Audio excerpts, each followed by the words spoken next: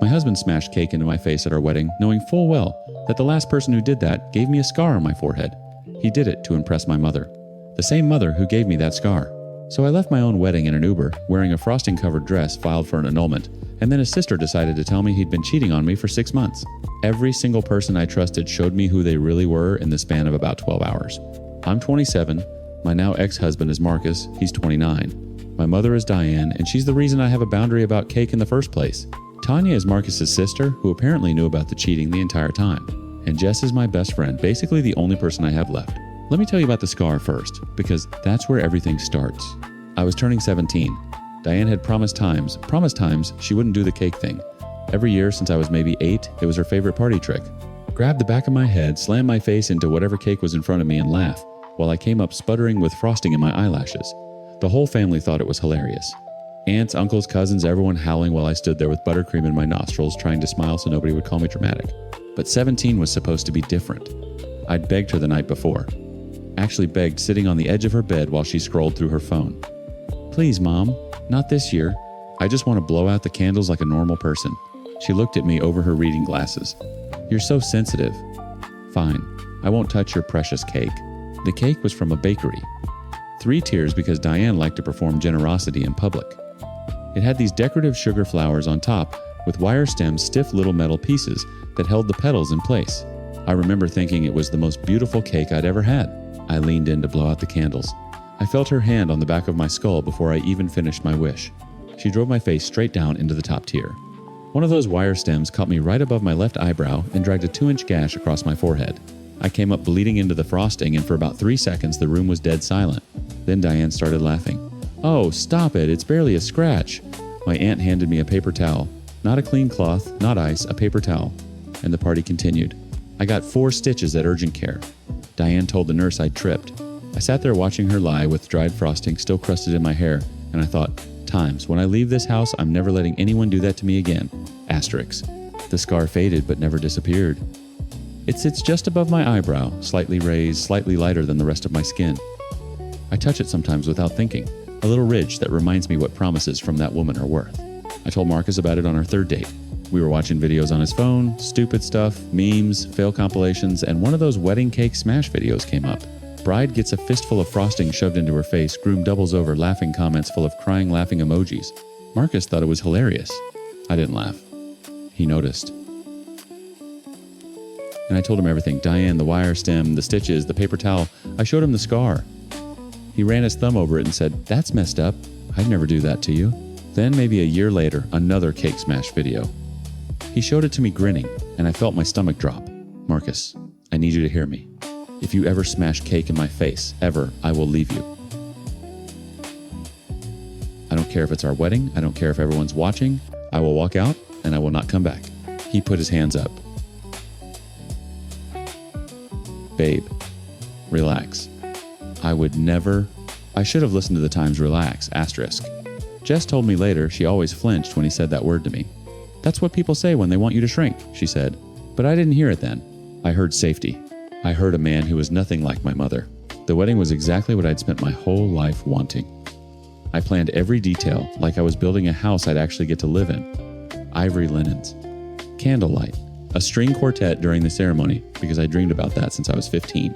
The cake was simple, 2 tiers, white fondant, real peonies on top. No wire, no sugar decorations. I'd chosen it carefully, and if that sounds paranoid, you now understand why. The ceremony was perfect. Marcus cried during his vows. I believed every word. The reception was loud and warm and full of people I thought loved me. Diane was there being her best public self, hugging me, telling everyone how proud she was, performing the role of devoted mother so convincingly that I almost let myself believe it. We cut the cake together. Cameras everywhere. I was smiling so hard my face ached. Then I felt his hand leave the knife. I felt it before I understood it, a fistful of cake, wet and heavy, slamming into the side of my face. Frosting in my eye, up my nose, smeared across the scar on my forehead. The exact same sensation. The exact same helplessness. Marcus was laughing. That big, open-mouthed laugh he does when he's performing for a room. You should see your face, he said. And behind him, I could hear Diane Times howling times with laughter, clapping her hands together, and I heard her voice cut through the noise. See? She's fine. She's always been too sensitive. The room was laughing. My family was laughing. His family was laughing. I stood there in my wedding dress with frosting dripping off my chin, and I touched the scar above my eyebrow, and something inside me clicked shut like a lock. I didn't scream. I didn't cry.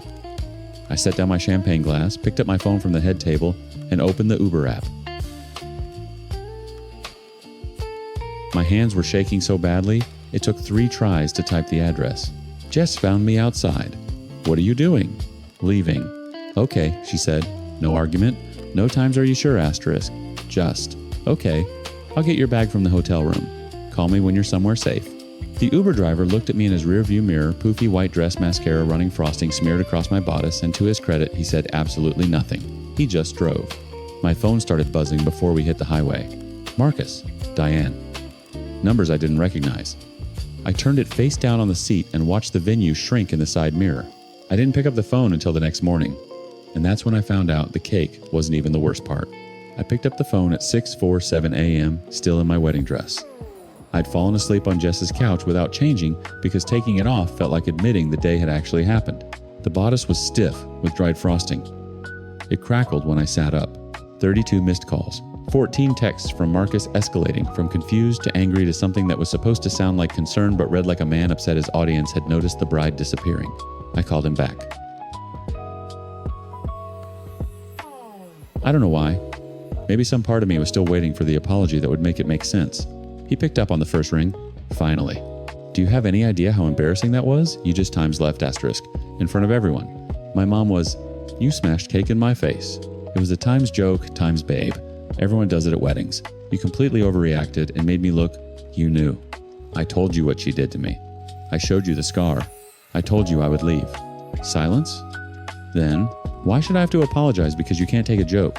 My hand was pressing against the scar. I didn't realize I was doing it until I felt the ridge under my fingertip. Marcus. Why did you do it? More silence. Longer this time. Then he said something that rearranged every memory I had of him. Your mom said it would be funny. She said you'd laugh about it later, that you always make a big deal out of nothing and then get over it. She said it would show her family that I'm not. He stopped. Not what? She said her side of the family thought I was too soft, that I let you control everything.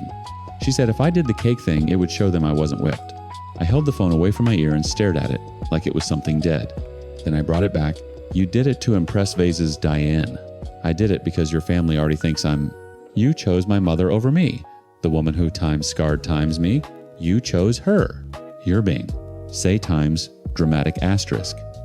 Say times sensitive asterisk. Go ahead. Use her exact words. You've been using them for years, and I just didn't hear it. He started talking faster the way he always did when he felt the room turning against him. Look, just come home and we'll figure this out. You're my times wife, asterisk. You can't just... I'm getting an annulment. Over times, cake times, you're going to throw away our entire... I hung up. My thumb was trembling so badly I almost missed the button. The calls came in waves after that. Coordinated, like they'd all gotten together and assigned shifts. Diane first. Of course. I didn't answer, but she left a voicemail. I listened to it once and then deleted it, but I can still recite it from memory because certain sentences burn themselves into you like brands. You are going to die alone. You know that, right? You push away everyone who tries to love you. Your looks are going to run out fast, and when they do, no one will want you. No one. You'll be alone, and you'll deserve it. Her voice was calm, almost cheerful. The voice of a woman who'd been waiting years for her daughter's happiness to crack so she could pour herself into the fracture. Then Tanya. Tanya, who I'd thought was my friend. Who I'd taken shopping for her bridesmaid dress. Who I'd sat with on Marcus's parents' porch drinking wine and talking about our futures like we were sisters.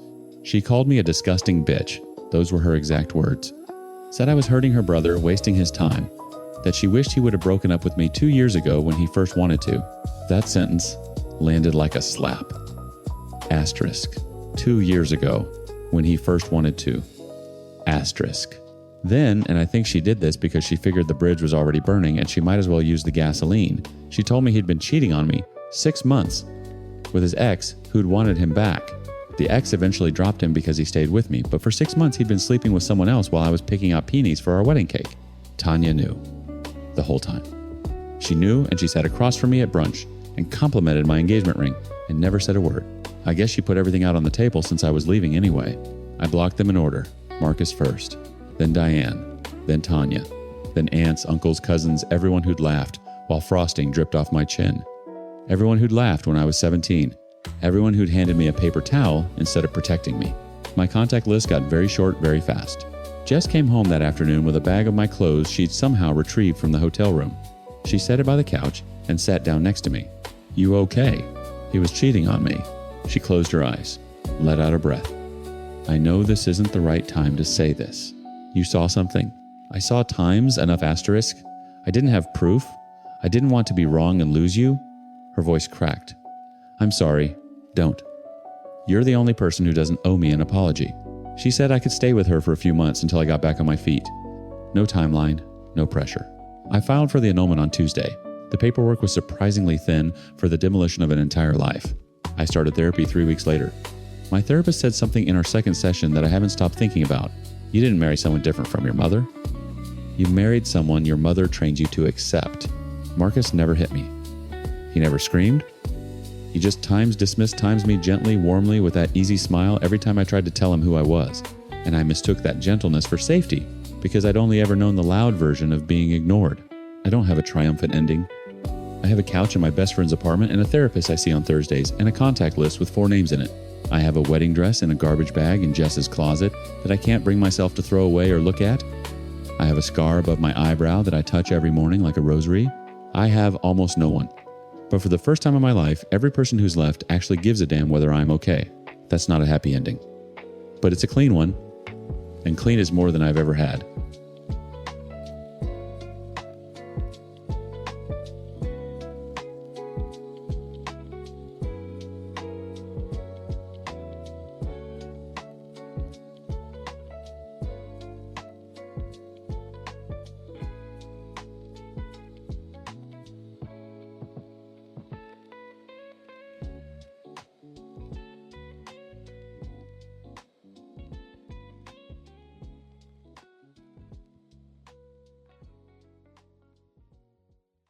I kept my wife's secret life hidden for 7 years, not because she asked me to, but because innocent people would have gotten hurt. She mistook my silence for weakness. That was the last mistake I'll let her make. So here's the short version. I discovered my spouse had been living an entire parallel existence. We're talking years of hidden encounters, secret content, the works. And instead of blowing it all up, I went quiet, engineered my exit. Over 4 months of living together like nothing was wrong, and offered her one deal. Silence for silence. She couldn't take it. Now the only thing standing between her and total exposure is a thread she won't stop pulling. I'm in my early 30s male. My ex-wife is Vanessa, 32, and the most meticulous liar I've ever shared a bed with. Before her there was Claire, my first ex, who taught me what betrayal felt like at a beginner level. And then there's Mia, who came along later and proved to me that not everyone operates like that. But this story isn't really about any of them. This story is about what happens when you give someone everything they wanted, and the only price was leaving you alone, and they still couldn't do it. Let me back up, because you need to understand what I thought I was walking away from versus what I actually found. Claire was my training ground. Married young, divorced younger. She left for someone she said could provide stability, which was code for a guy who paid for things while she figured out who she wanted to be that week. It stung. It scarred. But it was simple betrayal, the kind you can explain over a beer, and your buddy nods because he's seen it before.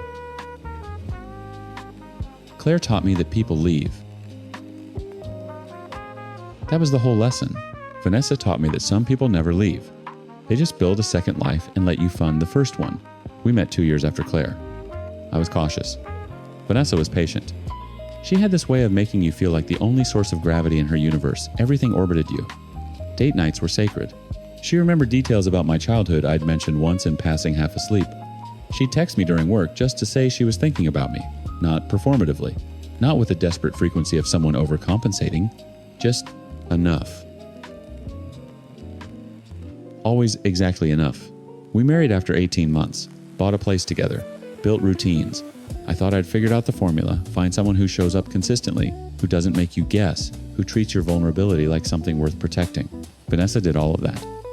For 7 years, she did all of that. The discovery wasn't dramatic. No lipstick on a collar, no suspicious phone buzzing at 2 a.m. It was a browser tab. She'd been using my laptop, hers was updating, and when I opened it later that evening, there it was. A dashboard. Not a dating app. A Times platform asterisk. Subscriber counts, earnings history message threads going back years. Content I won't describe here, but I'll say this, I was not in any of it, and the timestamps predated our wedding. My hands didn't shake. That's the part that still unsettles me. I sat there at the kitchen island, her laughter floating in from the living room where she was watching some cooking show, and my hands were perfectly still. I clicked through everything with the calm of someone reading a quarterly report. Subscriber messages revealed names. Names revealed social media profiles. Profiles revealed couples times, married times couples. She'd been meeting for group encounters going back to before our first anniversary. Some of these people had kids. Some of them were in our broader social circle. I closed the laptop. I made us both tea. I brought hers to the couch and sat beside her and watched the rest of that cooking show, and laughed when she laughed, and went to bed at our usual time and lay there in the dark while she fell asleep with her hand on my chest. I did not sleep that night. Or the next 3. Here's what people don't understand about discovery like this. The betrayal isn't the worst part. The worst part is the times recalculation asterisk. Every memory gets audited. Every business trip, every girls' weekend, every Thursday evening yoga class that ran long, all of it feeds back through this new filter, and the math changes on 7 years of your life in about 45 minutes. You don't grieve the person. You grieve the person you thought existed. I made my decision by day 4. I would leave. But I would leave times correctly, asterisk. The house was in both our names, but the mortgage was structured in a way that gave me leverage. I spent 2 weeks with a lawyer before I said a single word to Vanessa. I got my exit architecture in place, sole ownership, transfer, financial separation, the works, and then I told her I knew. Not everything. I told her I'd found the content platform. I left out the names, the couples, the depth. I wanted to see what she'd volunteer. She volunteered tears. Magnificent, shuddering, full-body tears. She grabbed my forearms and her nails, left half moons in my skin, and she said, "It was just money. It didn't mean anything I was going to tell you." When I was times working up to it, asterisk. For 7 years. Silence. Then more crying. Then the pivot I'd been waiting for. I'll stop. I already stopped. I deleted everything. She hadn't. I checked that morning. What followed was 4 months of cohabitation that I can only describe as living inside a performance. Vanessa cycled through every mode, sobbing penitent, angry accuser, seductive reconciler, cold roommate, sobbing penitent again. She'd leave handwritten letters on my pillow. She'd cook my favorite meals and set the table for 2 with candles. She'd corner me in the hallway at midnight, eyes swollen, voice cracking. "You can't just times shut me out, times I'm still your wife." I kept my voice level every single time. I ate the meals, I read the letters, I slept in the guest room, and I worked the plan. The papers were nearly ready. The house transfer was almost finalized. I'd severed myself financially from every joint account, every shared obligation, every thread that tethered me to her. And then, on a Tuesday evening in month 3, Vanessa sat across from me at the kitchen island, the same island where I'd first found everything, and said something that made every muscle in my back go rigid. I told my mother, "You've been having mental health episodes. Just so you know. In case you were thinking about talking to anyone about us." In case you were thinking about talking to anyone about us, she said it while peeling an orange, casual, like she was mentioning a change in the weather. The rind came off in one long spiral, and she separated a segment and ate it, and looked at me with eyes that had absolutely nothing behind them. I understood then fully cellularly that I had never known this woman. "Noted," I said. That was the last real conversation we had under the same roof. The final 6 weeks were surgical. I finished the paperwork. I secured sole ownership. I packed while she was at work, not because I was hiding, but because I was done performing proximity. On the day I left, I placed the settlement agreement on the kitchen island with a single post-it note, asterisk, asterisk, silence for silence. This is the only deal. Asterisk, asterisk. The terms were simple. I would never disclose what I'd found. Not the platform, not the names, not the couples with children who'd been part of her parallel life. In return, she would never contact me again. No calls, no texts, no messages through friends, no narrative campaigns. Complete and permanent severance. Vanessa signed it the same day. Her lawyer called mine and said she was relieved and grateful for his discretion. That relief lasted 11 days. The first breach was soft. A mutual friend, Derek, called to check in with a tone so rehearsed I could hear the stage directions. He mentioned how times worried times Vanessa was about my state of mind. He used the phrase dark place twice. He asked if I'd considered talking to someone professional the way you'd suggest it to a man standing on a ledge. Derek. "Did she tell you to call me?" Long pause. "She just cares about you, man." I hung up. I did not call back. The second breach was louder. My sister forwarded me a screenshot. Vanessa had messaged her on Instagram, expressing deep concern about my mental health, referencing episodes that never happened, asking my sister to keep an eye on him. My sister, to her credit, saw through it instantly. But the fact that Vanessa had reached into my times, family times, that she'd touched, that something shifted in my chest. A load-bearing wall developed its first crack. The third, fourth, and fifth breaches blurred together. A coworker mentioned that someone had reached out to HR to express concern about my well-being. A college friend I hadn't spoken to in years texted asking if I was okay. My gym buddy said Vanessa had shown up at his wife's book club, a book club she'd never attended, and spent 20 minutes painting a portrait of a man unraveling. She was building a preemptive defense. If I ever talked, I'd be the unstable ex-husband lashing out. She wasn't grieving. She was times constructing asterisk. Each time I said nothing publicly. Each time I contacted her lawyer with a formal notice of breach. Each time her lawyer assured mine it wouldn't happen again. It always happened again. Month 5, post-separation, I stopped tracking the breaches. Not because they stopped, but because counting them had become its own prison. I was living in a studio apartment across town, rebuilding from the studs, and every time I felt the floor solidify beneath me, another call would come. Another concerned voice, another whisper network she'd fed. The friends went first. I cut every mutual connection. Not with announcements, not with explanations, just silence. Phones unanswered. Invitations declined. I became a ghost in a social circle I'd spent 7 years building because every node in that network was a potential channel back to her. Then family. Her mother, who I genuinely loved, called me crying one night saying Vanessa was devastated and I was being cruel. I listened to the whole thing. I said, "I'm sorry, you're in pain. I hope she finds peace." I never picked up that number again. The loneliness of that period was architectural. It wasn't sadness. It was the experience of standing in a building after every wall has been removed. Wind moving through spaces that used to be rooms. Here's where I am now. I work as we speak out of country 4 months. But I'm coming back after, and we are moving into a house we've bought together and is being built as I type we, being me and Mia, who I met 14 months ago through the most unremarkable introduction imaginable. A friend of a friend. Coffee that turned into dinner that turned into a Tuesday morning where she looked at me across her kitchen and said, "You don't have to perform being okay. You can just be whatever you are right now." I can honestly say I have zero concern about what she's doing back home because I trust her fully, which I didn't think was possible to do again 3 years ago. I'm going to go home in 4 months, see her and my cat, and have an amazing Christmas, hopefully proposing in the new year. Things have moved quickly for us, and I honestly would have never given much thought to my ex. I don't think I realized how much I didn't think about her anymore until I was curating my Facebook about 3 months ago and saw a slew of old pictures of me and her together. I had removed everything about her previously, or so I thought. Turns out she unblocked herself from my account, I still don't know how, and had been viewing my posts, my photos with Mia, my new life. Watching, still orbiting. That's when I found out the Whisper campaign never stopped. It just went underground. New people, new stories. A version of me that exists in her telling volatile, broken, dangerous walking around in the minds of people I've never met. So here's the calculus. I offered silence for silence. I held my end for 3 years. I protected names, marriages, families with children who don't know what their parents did on alternating Saturdays. I did that not for Vanessa. I did it for times them asterisk, but the deal is broken. She broke it so many times the document is confetti. And the song, every name, every timestamp, every couple who trusted the discretion of a stranger more than they trusted their own vows, that song is composed. It has been for years. I've just never pressed play. Vanessa had everything. Her secret life, her freedom, her narrative. All she had to do was walk away. She couldn't. Now the only question is whether I'm merciful enough to keep a promise that only one of us ever honored. I'm running out of reasons to say yes.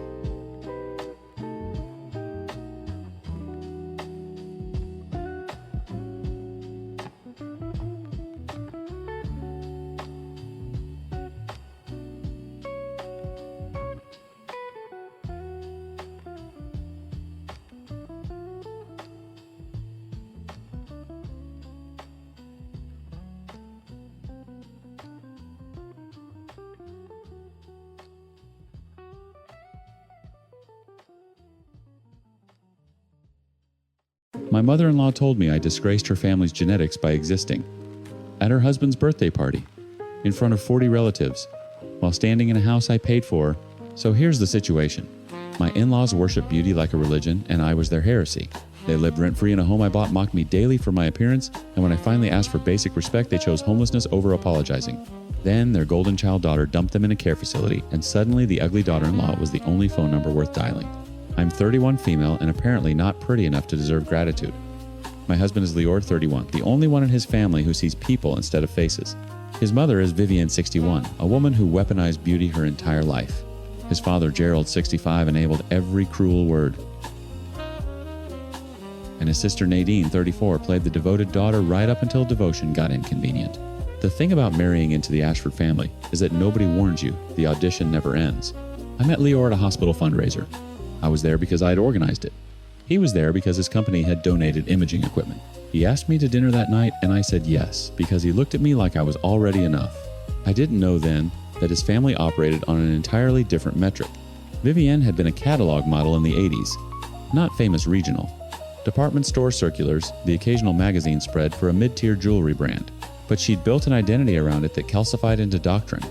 Beauty was virtue. Beauty was proof of worth. She passed this gospel to Nadine, who inherited her mother's cheekbones and wielded them like credentials, and to Lior, who quietly rejected it and never told anyone why.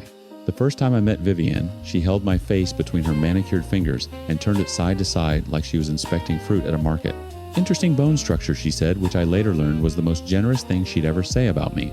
We married small. Vivienne wore black. The house situation started 2 years before Gerald's birthday party. Lior and I had been married for a year when his parents' financial situation collapsed. Gerald's investment portfolio imploded bad bets on speculative real estate, compounded by pride that prevented him from pulling out early. They were about to lose their home. Vivienne called Lior sobbing, and Lior called me. Here's what people don't understand. I didn't help because I was naive. I helped because my own parents taught me that family means showing up even when it costs you. My father had worked 32 years in municipal water management, so my mother could stay home with my disabled brother. Sacrifice wasn't abstract to me. It was Tuesday.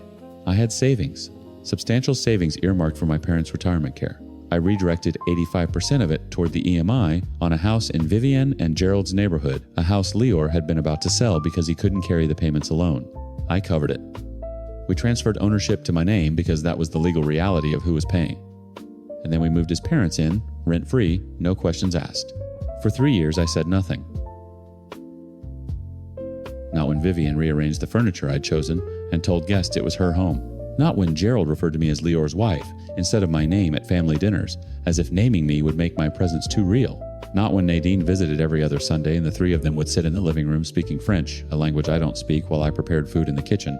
I said nothing because I believed grace was cumulative, that eventually the sheer weight of my kindness would crack something open in them. I was wrong. Gerald's 65th birthday. 42 relatives packed into the house. My house and Vivienne had spent 3 weeks planning it like a state dinner. I'd funded the catering. I'd taken 2 days off work to help set up. I was carrying a tray of hors d'oeuvres through the living room when I heard my name. Not my name. Or Vivienne called me when she thought I couldn't hear. That weird-looking girl has disgraced this family's genetics just by existing. Look at her. Look at my son. People ask me if she's his Times assistant, asterisk. Laughter. Not all 42 relatives.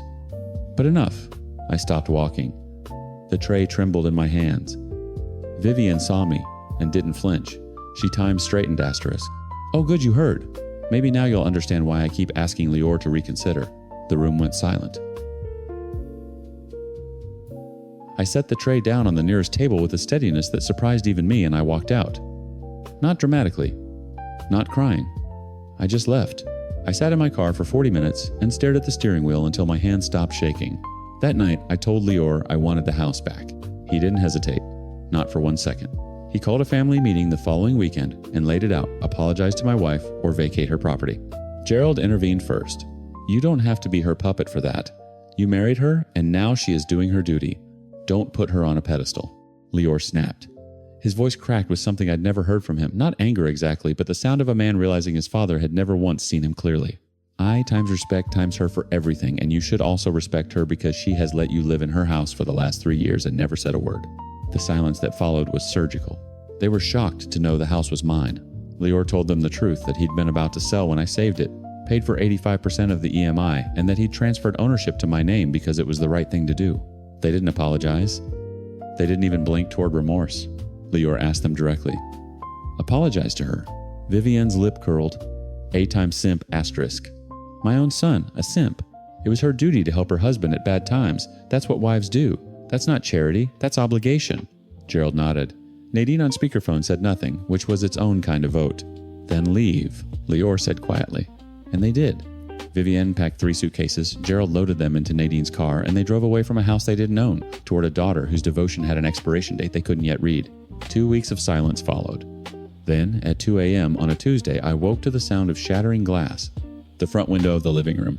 A brick wrapped in a page torn from one of Vivienne's old modeling composites her face at 23 jaw, tilted eyes full of a confidence that had curdled into cruelty over 40 years. No note. None was needed. Lior found me standing in the hallway in bare feet glass, glittering across the hardwood like scattered teeth. He pulled me back before I stepped forward. "Don't move," he said, and his voice was the voice of a man who had just understood something final. The police came. Filed a report. Insufficient evidence, they said, though. The composite page told its own story. 2 nights later, my father, who had been staying with us while we prepared his room, found Gerald standing on the sidewalk at dusk, staring at the house. Not approaching. Just standing. My father, 71 years old with a replaced hip and a heart condition, went outside to ask if he needed something. Gerald told him his daughter had married above her station, and that the house would come back to the Ashfords one way or another. My father came inside and sat down at the kitchen table and didn't speak for an hour. When he finally looked at me, his eyes were wet, and he said, "I didn't raise you to be treated like this." That sentence broke something in me that Vivienne's public humiliation hadn't, because my father had never once complained. Not when he worked double shifts. Not when my brother's care costs consumed every vacation they might have taken. He had absorbed difficulty, like soil absorbs rain, quietly, completely. And now, this man who had earned every ounce of peace I was trying to give him was being terrorized on a sidewalk by someone whose mortgage I had paid. I filed for the restraining order the next morning. The renovation took 3 months. I gutted the bathroom on the ground floor and rebuilt it with grab bars, a walk-in shower, a seat. I widened the door frames. I installed a ramp at the side entrance. Every modification was a sentence in a language Vivienne would never understand. Times, "This is what love looks like when it isn't performed for an audience." Asterisk. My father moved in on a Saturday. He stood in the doorway of his room and touched the wall like he was confirming it was real. "This is mine," he asked. "This is yours." He unpacked a single framed photo of my mother, gone 4 years now, and set it on the nightstand, and that was enough. That was the whole ceremony. Lior severed contact with his parents formally, not through a dramatic phone call, through a letter handwritten 3 paragraphs long. I didn't read it. He didn't offer, but when he sealed the envelope, his hands were steady and his jaw was set in a way that told me the decision had been made long before the pen touched paper. The boy who had quietly rejected his mother's gospel of beauty had finally said so out loud. A year passed. I learned what happened next, not from Lior, not from Vivienne, or Gerald, but from a cousin of Lior's named Mark, who called one evening with the careful tone people use when delivering news they find both terrible and inevitable. Nadine had moved her parents into Cedar Brook Assisted Living. Not gradually, not after a medical event. She'd simply informed them one morning that the arrangement wasn't working. Her boyfriend didn't like the tension, her apartment was too small, their presence was affecting her energy. She drove them to the facility, signed the intake paperwork, and left before lunch. Mark said Gerald had stood in the lobby holding his suitcase looking at the door Nadine had walked through and hadn't moved for 15 minutes. I set the phone down after the call and sat with the information. I expected to feel vindicated. I searched for it, that hot, righteous bloom of times I told you so asterisk. It wasn't there. What I felt instead was a dull, familiar ache. The same ache I'd felt carrying that tray through the living room. The same ache I'd felt sitting in my car for 40 minutes. Not anger. Grief for people who couldn't stop destroying the bridges they stood on. Lior took it harder. He didn't cry. He went for a run at 10 o'clock at night and came back an hour later and stood in the shower until the water went cold. I didn't ask. I just left a towel on the hook in the hallway light on. Mark told me one more thing. Vivienne in the facility had been heard telling another resident that her son had been stolen by an ugly woman who tricked him and brought him to the streets, that the house had been taken from them, that they were victims of ingratitude. She was still performing, still curating the narrative. Even in a room she didn't choose surrounded by bodies that time, was softening and folding and diminishing the very process she'd spent a lifetime treating as moral failure she could not stop. Gerald, Mark said, mostly sat by the window. I asked Mark if they'd ever mentioned apologizing. He went quiet long enough that I knew the answer. No, he said, not once.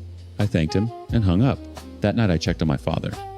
He was asleep in his accessible room in the house I'd paid for under a roof that nobody would take from him. My mother's photo watched from the nightstand. The grab bars gleamed faintly in the hallway light. I closed his door gently and stood there for a moment, my hand still on the knob. The Ashfords had worshipped beauty like it was a savings account, something that would compound and protect them. But beauty doesn't compound. It spends. And when it's gone, what's left is only what you built with your hands and your choices and your willingness to love people who couldn't love you back. I had built this. They had built Cedarbrook. And the ugliest thing in the whole story was that they would never ever see it.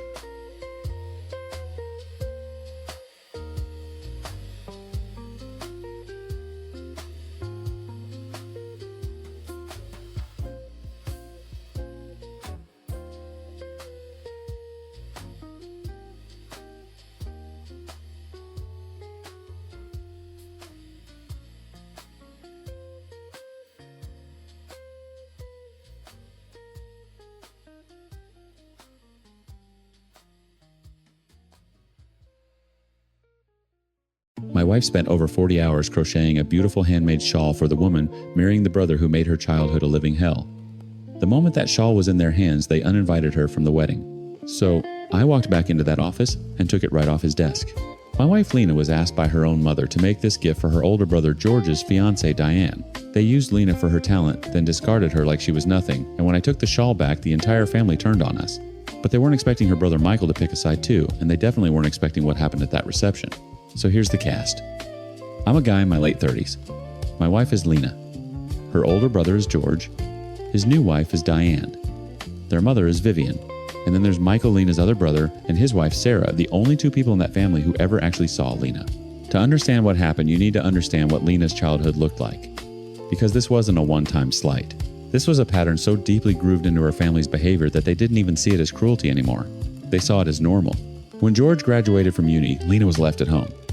She was 8 years old and left home alone all day. Not with a neighbor, not with a babysitter, just left.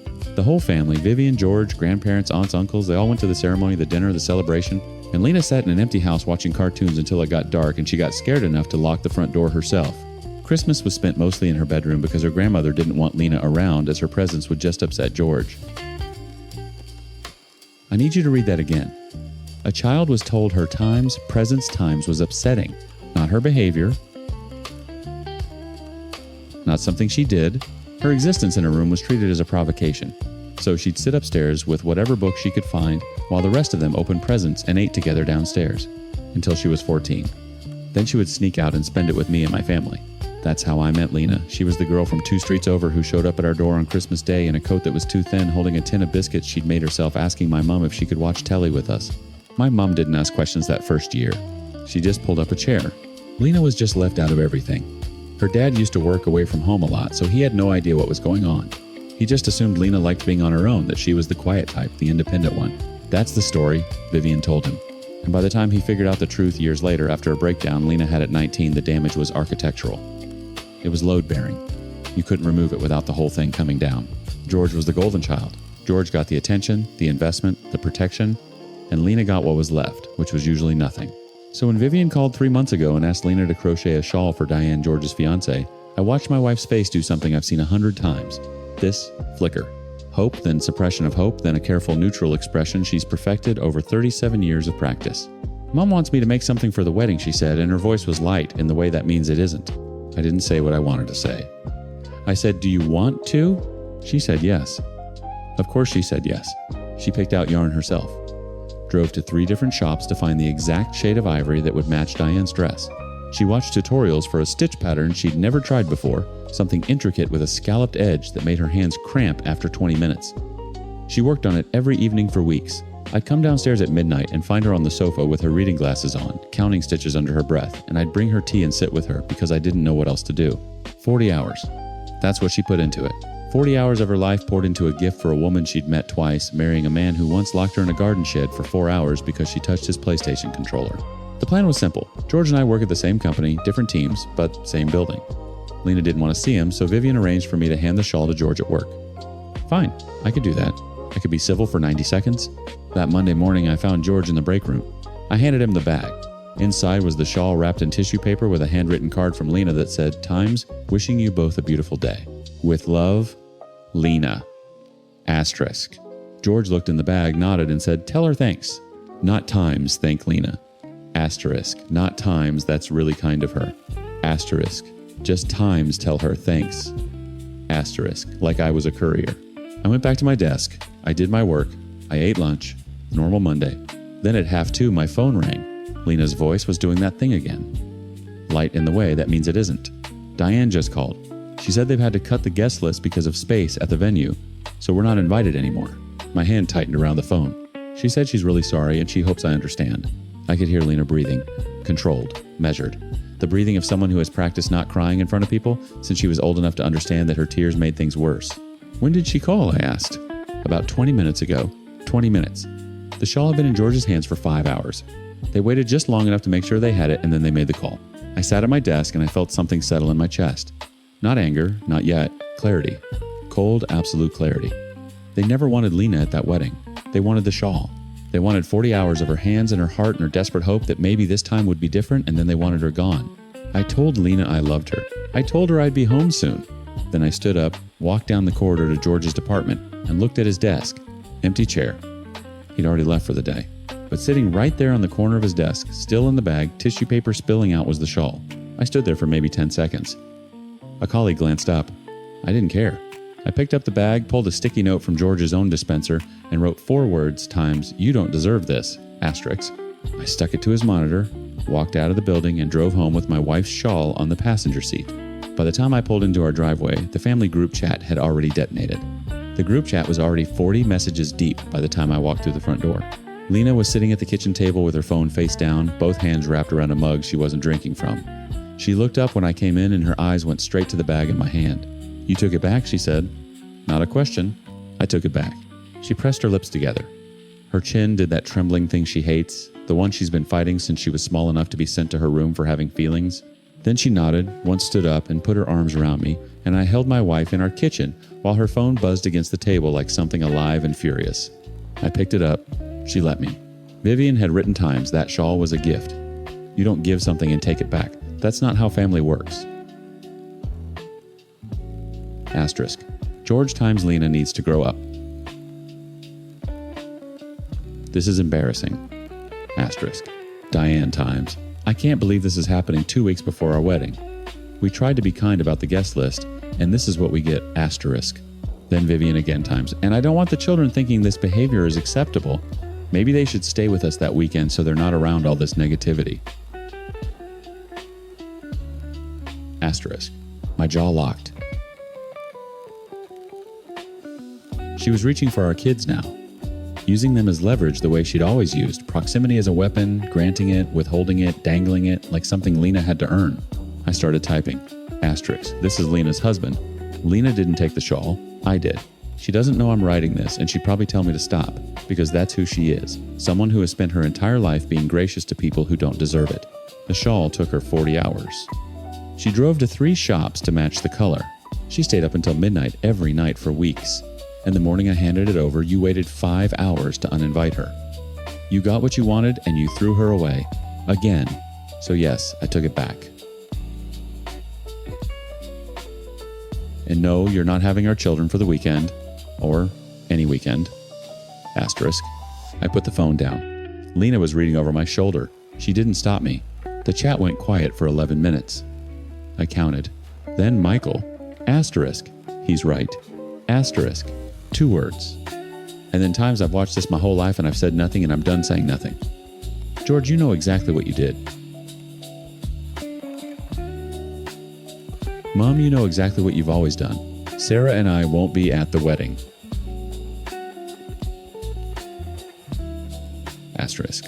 Vivian's response was, instant times. Michael, don't you dare. Asterisk. George, times, are you serious right now? Over a shawl. Asterisk. Michael times. It was never about the shawl, George. You know that. Asterisk. Then Michael went offline. So did we. The wedding was on a Saturday. Michael texted me that morning times, taking the girls to the aquarium. Lena and the kids should come. Asterisk. So that's what we did. The 6 of us, me, Lena, R2, Michael, and Sarah, spent the afternoon watching penguins and eating overpriced chips in a cafe that smelled like chlorine and vinegar. Michael's daughter put a plastic starfish clip in Lena's hair, and Lena wore it for 3 hours. Sarah took a photo of all of us outside the gift shop, everyone mid-laugh, because Michael had just walked into a bollard while trying to read the parking sign. Michael posted it that evening. No caption, just the photo. Time-stamped during the wedding reception. I found out later through Sarah, who heard it from a cousin, that George saw it mid-speeches. That he went white, then red, then excused himself from the top table. That Vivian followed him. That there was a scene in the corridor outside the function room that George's new in-laws absolutely witnessed. That Diane's father asked Vivian quite directly what was going on, and Vivian couldn't produce an answer that made sense because the truth times, my daughter wasn't invited to her own brother's wedding because we only needed her for the handmade gift times isn't something you can dress up for strangers. George's reception was ruined. Not by us, by the architecture of 37 years of cruelty finally becoming visible to people who hadn't been trained to look away. The following Monday, I requested a transfer to a different team. My manager didn't ask why. He just looked at me for a moment, said, "Probably wise," and approved it that afternoon. He'd seen the sticky note.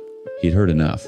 Michael told us later that week that the venue had a capacity of 140. George and Diane had 93 guests. The space issue was a lie so thin you could read through it. I didn't tell Lena that people online were calling her a doormat or saying she needs to grow a spine.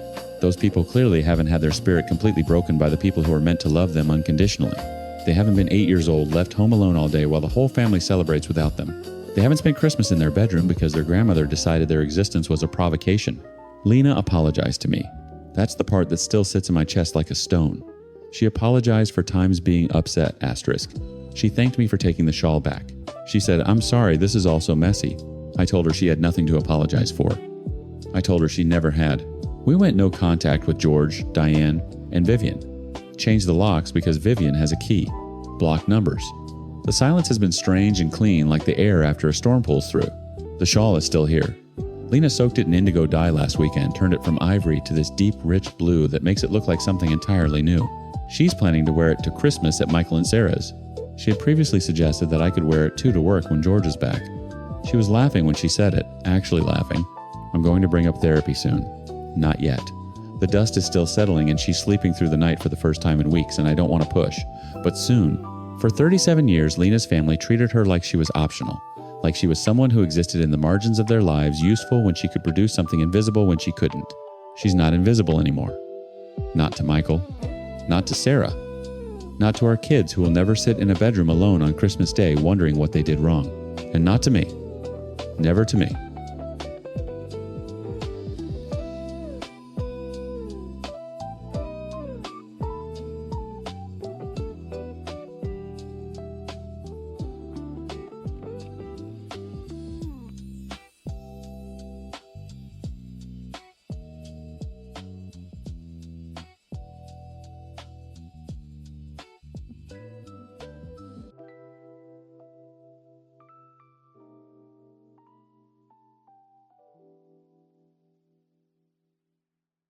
My husband ordered a paternity test on our son.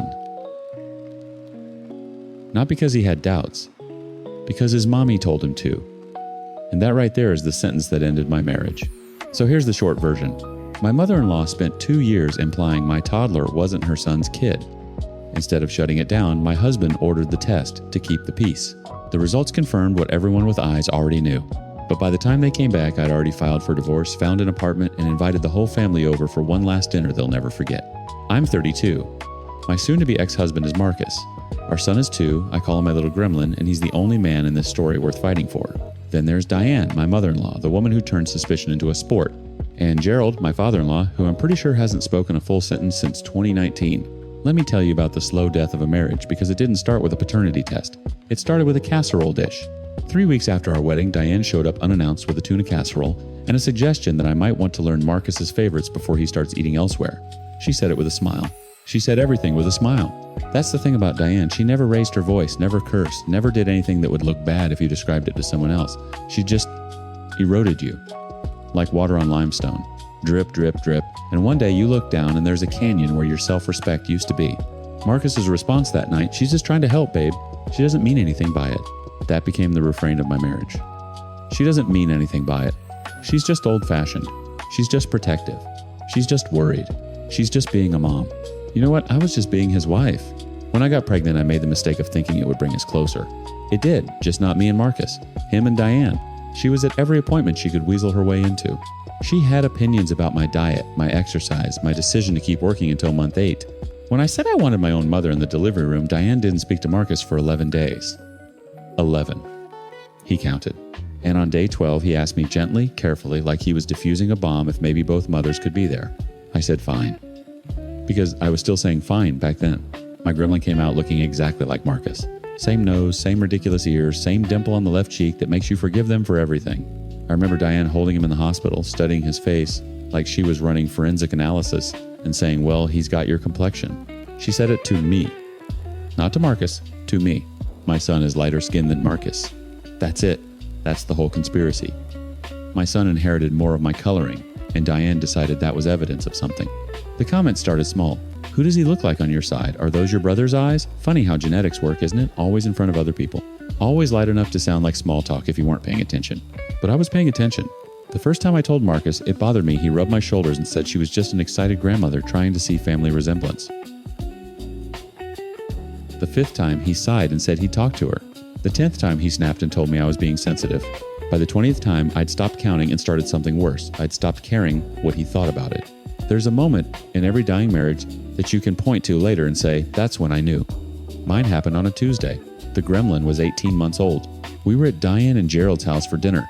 Gerald was doing what Gerald does, existing quietly in his recliner, a man so thoroughly absorbed into his wife's personality that I sometimes forgot he had one. Diane was bouncing my son on her knee, and she looked up at Marcus and said, you know, sweetheart, you really should consider one of those DNA tests, just for peace of mind. They sell them at the pharmacy now. She said it like she was recommending a vitamin. I looked at Marcus. He was cutting his steak. His knife paused for maybe half a second. Then he kept cutting. That half-second pause. That's what killed us. Not the test. Not Diane. That pause where he considered it weighted against the cost of confronting his mother and decided the steak was more interesting. I didn't say a word in the car ride home. Marcus filled the silence himself. She's just old school, you know. In her generation, people talk like that. She doesn't mean. If you finish that sentence, I said, I will open this car door at 60 miles an hour. He didn't finish the sentence. 6 months passed. The comments didn't stop. They got braver. Diane started making them directly to me when Marcus left the room, which meant she knew exactly what she was doing. She wasn't confused. She wasn't old-fashioned. She was testing fences. Then came the evening Marcus sat on the edge of our bed while I was folding laundry. He had that look, the one where his jaw goes tight and he rubs the back of his neck like he's working up to something. I knew that look. It usually preceded a request to visit his parents. So I've been thinking, he said. I kept folding. Maybe we should just do the test. The DNA thing. I sat down a onesie. Slowly. Not because I think I times no times he's mine. Obviously. But if we just do it, she'll see the results and she'll stop. It'll shut her up for good. He looked at me like he'd just proposed something reasonable. Like he'd found the solution. His eyes were almost hopeful. I smiled at him. I actually smiled. Because something behind my ribs quietly snapped, and the sound it made was so clean, so final, that it felt almost like relief. Sure, I said. Order it. He blinked. Really? Really? He exhaled, shoulders dropping. Thank you. Seriously. This is going to fix everything. I picked up the onesie and kept folding. The next morning I called a divorce attorney before my coffee was cold, and I started planning a dinner party. The test results arrived on a Thursday. I know because I'd been tracking the shipment like a woman tracking a hurricane, not because I was nervous about what it would say, but because I needed to know when to set the table. I told Marcus to invite his parents for dinner Saturday evening. He thought it was a peace offering. He actually kissed my forehead and said, "See, this is going to be good for everyone." I let him believe that. I let him believe a lot of things that week. I was warmer than I'd been in months, attentive, easy, laughing at his jokes. He probably thought we were healing. What we were doing was hospice. Saturday morning, while the gremlin napped and Marcus ran to the store for wine, I laid the divorce papers on our bed. Filed, dated, flagged with those little colored tabs the attorney uses. When he came home and went to change his shirt, I heard the bag hit the floor from the kitchen. He came downstairs holding them like they were written in a language he didn't speak. What is this? Read the tabs. I can see what it... Are you serious right now? Your parents will be here in 2 hours. I need you to ask your mother to apologize when they arrive. For all of it. Every comment, every insinuation, every time she looked at our son like he was evidence. A real apology. And then we get done with this. Marcus set the papers on the counter. His hand was shaking, but his voice went flat the way it always does when he's trying to control a room he's already lost. You're not filing for divorce over a DNA test. I'm not filing over the test, Marcus. I'm filing over you. He stared at me. I watched something rearrange behind his eyes, confusion giving way to the first real fear I'd seen on his face since the delivery room. I'm not signing these. Listen, I don't need you to sign it to get a divorce. It would only make things complicated. That's it. The doorbell rang at 6 sharp. Diane is always punctual. It's one of the few things about her I respected. She came in wearing her church pearls, which meant she considered this a formal occasion. Gerald followed in her wake, nodding at me the way he always did a man acknowledging weather. Marcus had the test results in an envelope on the dining table. He hadn't opened them. I think he wanted witnesses. We didn't even make it to the salad. Marcus opened the envelope, read it, and set it down. He's mine. Obviously. His voice cracked on the second word. Diane picked up the paper. Read it. Set it down. Her face didn't change. Not one muscle.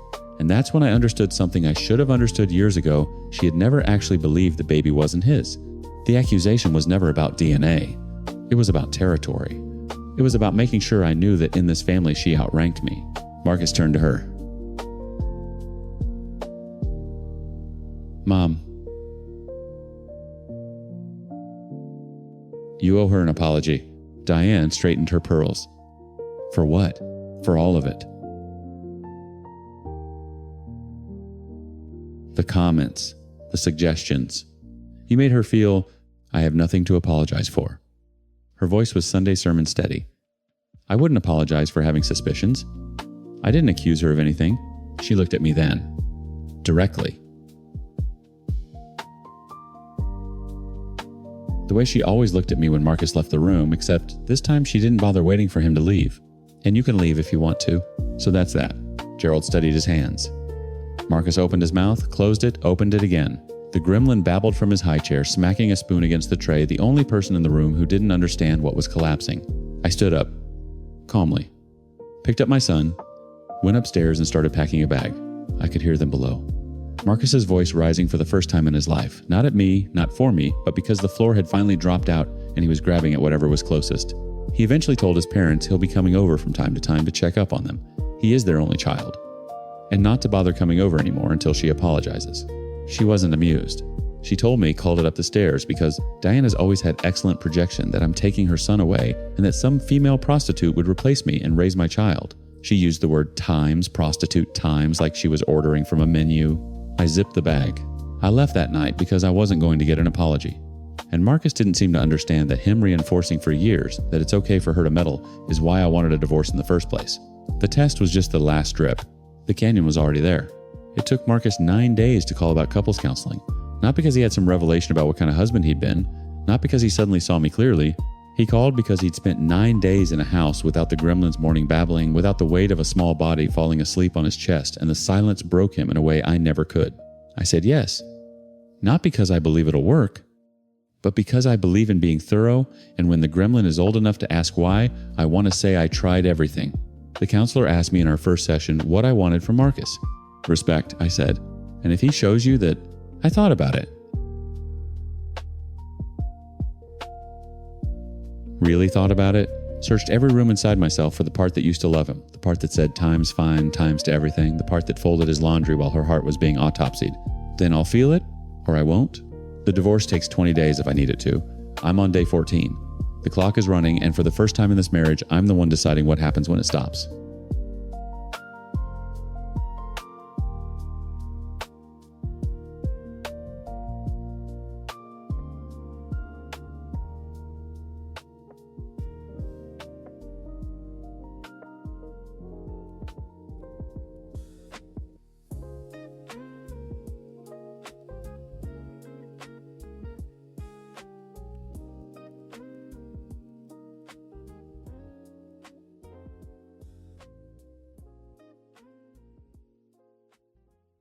Here's the truth. Nobody wants to hear you can tell someone exactly who you are on day one, lay every boundary on the table, and they'll still act blindsided when you refuse to light yourself on fire to keep their family warm.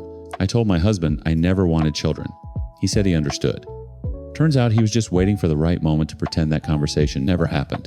So when his daughter demanded I quit my career to raise her baby full-time and he backed her up like I was the unreasonable one, I learned something brutal about the man I married.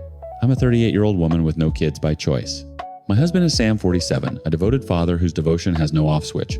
His daughter is Leah, 25, a new mom still chasing a deadbeat ex named Derek who vanished. The second things got real. Sam and I met at a conference in Denver 4 years ago. He was charming, graying at the temples, and honest about his life. Divorced, one daughter, still healing from losing his first wife to cancer when Leah was 14. I was honest too. Over our second dinner before he even reached for the check, I told him plainly, I don't want children. Not eventually. Not under the right circumstances. Not ever. He set his fork down, looked me in the eye, and said, I already have my kid. I'm not looking for another one. That sentence was the foundation of everything. We built a marriage on it. What I didn't fully understand at the time was that I already have my kid didn't mean what I thought it meant. It didn't mean his chapter of active parenting was closed. It meant Leah was the son, and everything else, including me, was expected to orbit. I liked Leah in the beginning. She was guarded, which I respected. She didn't call me mom, which I preferred. We had a workable distance. I came to her college graduation. She came to our wedding. We exchanged birthday texts that were polite and brief. It wasn't warm, but it was functional, and I thought functional was enough. Then Derek happened. Derek was the kind of man who makes promises in bed and breaks them in daylight. Leah fell for him catastrophically, moved in after 3 months, got pregnant after 7, and was alone by month 9. He didn't even have the decency to leave a note. Just stopped answering his phone one Tuesday and never started again. Sam drove 4 hours to pack up her apartment. He moved her into our guest room. He converted the office into a nursery. I didn't object to any of it. She was in crisis, and I understood that family shows up during crisis. I helped paint the nursery walls. I assembled the crib with an Allen wrench and a YouTube tutorial. I drove her to 2 of her prenatal appointments when Sam had work conflicts. But I never agreed to become a mother. Not once. The baby came a boy, Caleb, and for the first 12 weeks, the house was a fog of feedings and crying, and Sam hovering over Leah like she might shatter. I gave them space. I picked up groceries. I kept the house running. I figured Leah would stabilize, find childcare, go back to work, and eventually get her own place. Instead, her maternity leave ended, and the real nightmare began. It started as a suggestion over dinner. Leah was bouncing Caleb on her knee, and Sam cleared his throat the way he does when he's rehearsed something. We've been talking, he said, and we think it makes the most sense if you stayed home with Caleb while Leah goes back to work. I actually laughed. Not cruelly, I genuinely thought it was a joke. Nobody else laughed. I'm not quitting my job, Sam. It wouldn't be quitting. It'd be a pause. A pause. From my career to raise someone else's child. Leah's face crumpled immediately. Someone else's child. He's your Times grandson, asterisk. He's not my grandson, Leah. I care about him, but I'm not his grandmother. I'm your father's wife. The silence that followed had weight. Sam's jaw tightened. Leah pulled Caleb closer like I'd threatened him. Over the next 2 weeks, I offered every alternative I could think of. Daycare, too impersonal, he's too young. A nanny, a stranger, raising my baby, absolutely not. Reduced hours for Leah, I just got this position, I can't go part-time. I even suggested Sam cut back his own schedule since he worked remotely 3 days a week. He looked at me like I'd suggested he set the house on fire. I brought up child support. Derek had legal obligations whether he wanted them or not. That's when the real picture came into focus. Leah's eyes went glassy and she shook her head so fast it was almost a tremor. I'm not dragging Derek through court. Leah, he owes. He's going through stuff. He'll come back when he's ready. She still loved him. She was still waiting. Filing for child support would mean admitting Derek wasn't coming home, and she couldn't do that. Every practical solution I offered collapsed against the same wall, Leah's fantasy that her life would reassemble itself around a man who had already proven he didn't want to be in it. And Sam enabled every inch of it. He wouldn't push Leah on child support because it upset her. He wouldn't consider a nanny because Leah didn't want one. He wouldn't reduce his own hours because, and he actually said this, someone has to keep this household funded. The implication was suffocating. Asterisk. Someone times, meaning him. My salary apparently was optional, disposable, a hobby that could be shelved.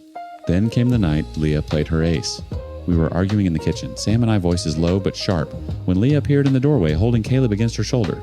You know what? Her voice was trembling theatrical. If my mom were alive, she would have had my back. She wouldn't have even had to be asked. Sam's entire body shifted toward his daughter. His eyes went soft and wet. And just like that, I was no longer his wife in that room. I was the woman standing where his dead ex-wife should have been failing to fill a ghost's shoes. 3 days later, Sam sat me down with a plan he'd written on a legal pad. I stared at the yellow paper, at his handwriting, at the numbers that erased me completely, and I realized this was never a conversation. It was a sentencing. The legal pad had 3 columns: expenses, timeline, my role, Under expenses, Sam had listed mortgage, utilities, groceries, Caleb's pediatric visits, diapers, formula. My name appeared nowhere in the expense column because I wasn't an expense. I was a solution times to times expenses. Under timeline, return to workforce when Caleb enters pre-K, age 4 to 5. 4 to 5 years. Written in his neat engineer's print like it was a project milestone. Under my role, a single line, full-time caregiver, household management. No retirement contributions. No savings plan. No income replacement. No acknowledgement that I had a 401k I'd been building for 16 years, a senior analyst position I'd fought for through 2 company mergers, or a professional identity that existed before Sam's daughter decided a stranger shouldn't raise her baby, but her stepmother could. This is the plan, he said. Not times a times plan. Asterisk. The times plan. Where's my retirement in this, Sam? We'll figure that out later. Later when I'm 43 with a 5-year gap on my resume and no savings. You're being dramatic. I'm being times a mathematical asterisk. Show me where I exist on this page. He tapped the legal pad. You exist right here. With this family. That's where you exist. That's not a financial plan. That's a guilt trip formatted in columns. His hand came down flat on the table. I have bent over backward to make you feel included in this family. Leah is struggling. Caleb needs stability. And you're sitting here counting your retirement like some what? Say it. He didn't. He didn't have to. The word was already in the room. Asterisk. Selfish. Asterisk. It had been circling for weeks and now it landed. I stood up. My chair scraped the tile. I told you in Denver. Before you paid for dinner. Before you kissed me. Before you proposed. I told you I would never be a mother. You said you understood. This isn't about being a mother. This is about being a decent human being. That sentence hit like a closed fist because it reframed everything. Every boundary I'd ever drawn wasn't a boundary anymore. It was evidence of indecency. My entire identity, the one he'd claimed to love, was now the prosecution's exhibit. I went upstairs. I pulled 2 suitcases from the closet. I started with the things that were unquestionably mine, closed documents, the jewelry my mother left me, my laptop, the framed photo of my parents' anniversary that I kept on my nightstand. It took 40 minutes. That's how long it takes to dismantle 4 years of marriage when you never owned the house. Sam appeared in the doorway when I was zipping the second suitcase. He watched me for a long moment, and I saw something flicker across his face. Not regret exactly. More like confusion. The confusion of a man who had genuinely believed the walls would hold. You're really doing this, he said. Over babysitting. I almost screamed. I swallowed it. You wrote a plan where I don't exist, Sam. You handed me a piece of paper that erases my career, my savings, my future, and my autonomy, and you called it times babysitting asterisk. Leah appeared behind him. Caleb was asleep in her arms. She looked at the suitcases and her lip curled not with sadness, but with vindication. Like she'd been waiting for this. Like my leaving proved what she'd always suspected, that I was never really family. I hope you can live with yourself, she said quietly. I hope you learn to live without a safety net, I said back. Because your father won't be here forever, Leah. And Derek isn't coming back. And at some point, you're going to have to figure out how to be responsible for yourself and your child. And no one, not a nanny, not your dad, not the ghost of your mother, is going to do it for you. Her face went white. Sam stepped between us like I'd raised a hand. Get out, he said. I carried my own suitcases down the stairs. Nobody helped.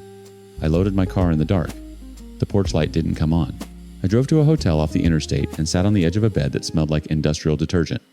My phone lit up twice. Once from Sam Times. You showed your true colors tonight. Asterisk. Once from Leah. In a group text that included Sam's sister Times. She abandoned us. Caleb's own step-grandmother walked out because she couldn't be bothered. Asterisk. Step-grandmother. A title I never claimed applied retroactively to maximize the betrayal narrative. I didn't respond to either message. Here's what I keep turning over alone in that room, staring at the parking lot, lights bleeding through thin curtains. Sam didn't lie to me in Denver. He believed what he said. He genuinely thought his parenting chapter was closed. But belief isn't the same as commitment. When Leah needed something that required times, my time sacrifice, his belief evaporated like it had never been spoken. The foundation we built our marriage on was made of his convenience, and the moment it became inconvenient, he jackhammered through it without flinching. It seems unrealistic that Leah thought she could have a child without it impacting her career at least a little. Although it's hard for new mothers, it might take time for her to realize Caleb will be loved with or without a nanny. With everything Sam was already doing, converting rooms, covering costs, absorbing her life into his, it seemed staggering that she'd demand more. But Sam made it possible by making it easy. He enabled every refusal, cushioned every consequence until Leah had no reason to develop the ability to be responsible for herself or her son. And that will not bode well for her down the road. Because Sam is 67% of her support system, and only God knows how long that lasts. Hopefully a very long time. But one never knows. I made the best decision I could for myself. I'm not sure anyone else in that house will understand that. Maybe ever. But I drove away with my name intact, my career intact, and the quiet, brutal clarity of a woman who told the truth on the first date and was punished for it 4 years later. My lawyer called back the next morning. The marriage on paper was clean. No shared property, no children, no claim. Exactly what I'd walked in with. Exactly what I'd warned him about.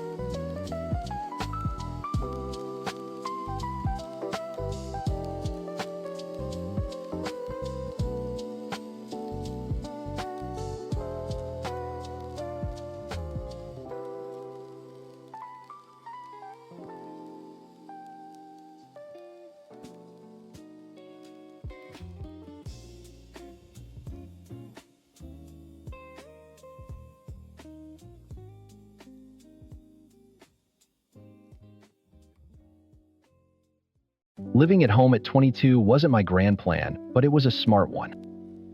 My parents, bless them, cleared out the guest room and basically said, "Save your money, figure things out." It was perfect. My dad and I would watch old action movies, my mom and I would gossip over tea. It was easy, comfortable, an idyllic little bubble designed to launch me into the real world, financially sound and emotionally supported. My only real daily ritual, my one small indulgence, was a can of sparkling lemonade. Not the sugary kind, but the zero sugar stuff in a slim silver can. It was my after-work treat.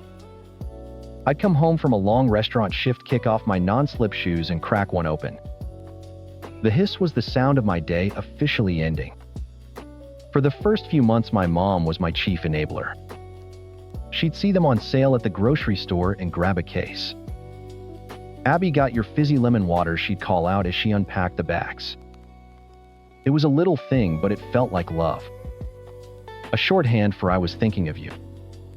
Then about a month ago, the lemonade stopped appearing. The first week I figured she just forgot. No big deal.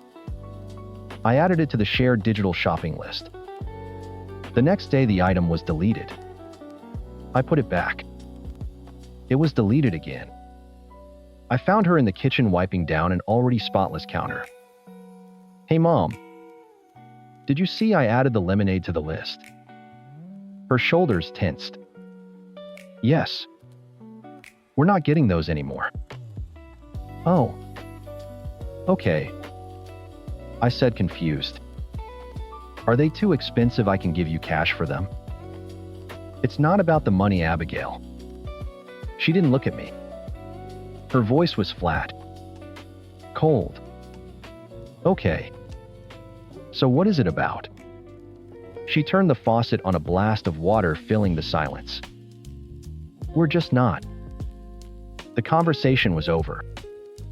It was so weird, so unlike her, that I just let it go. Maybe the company had a scandal or something.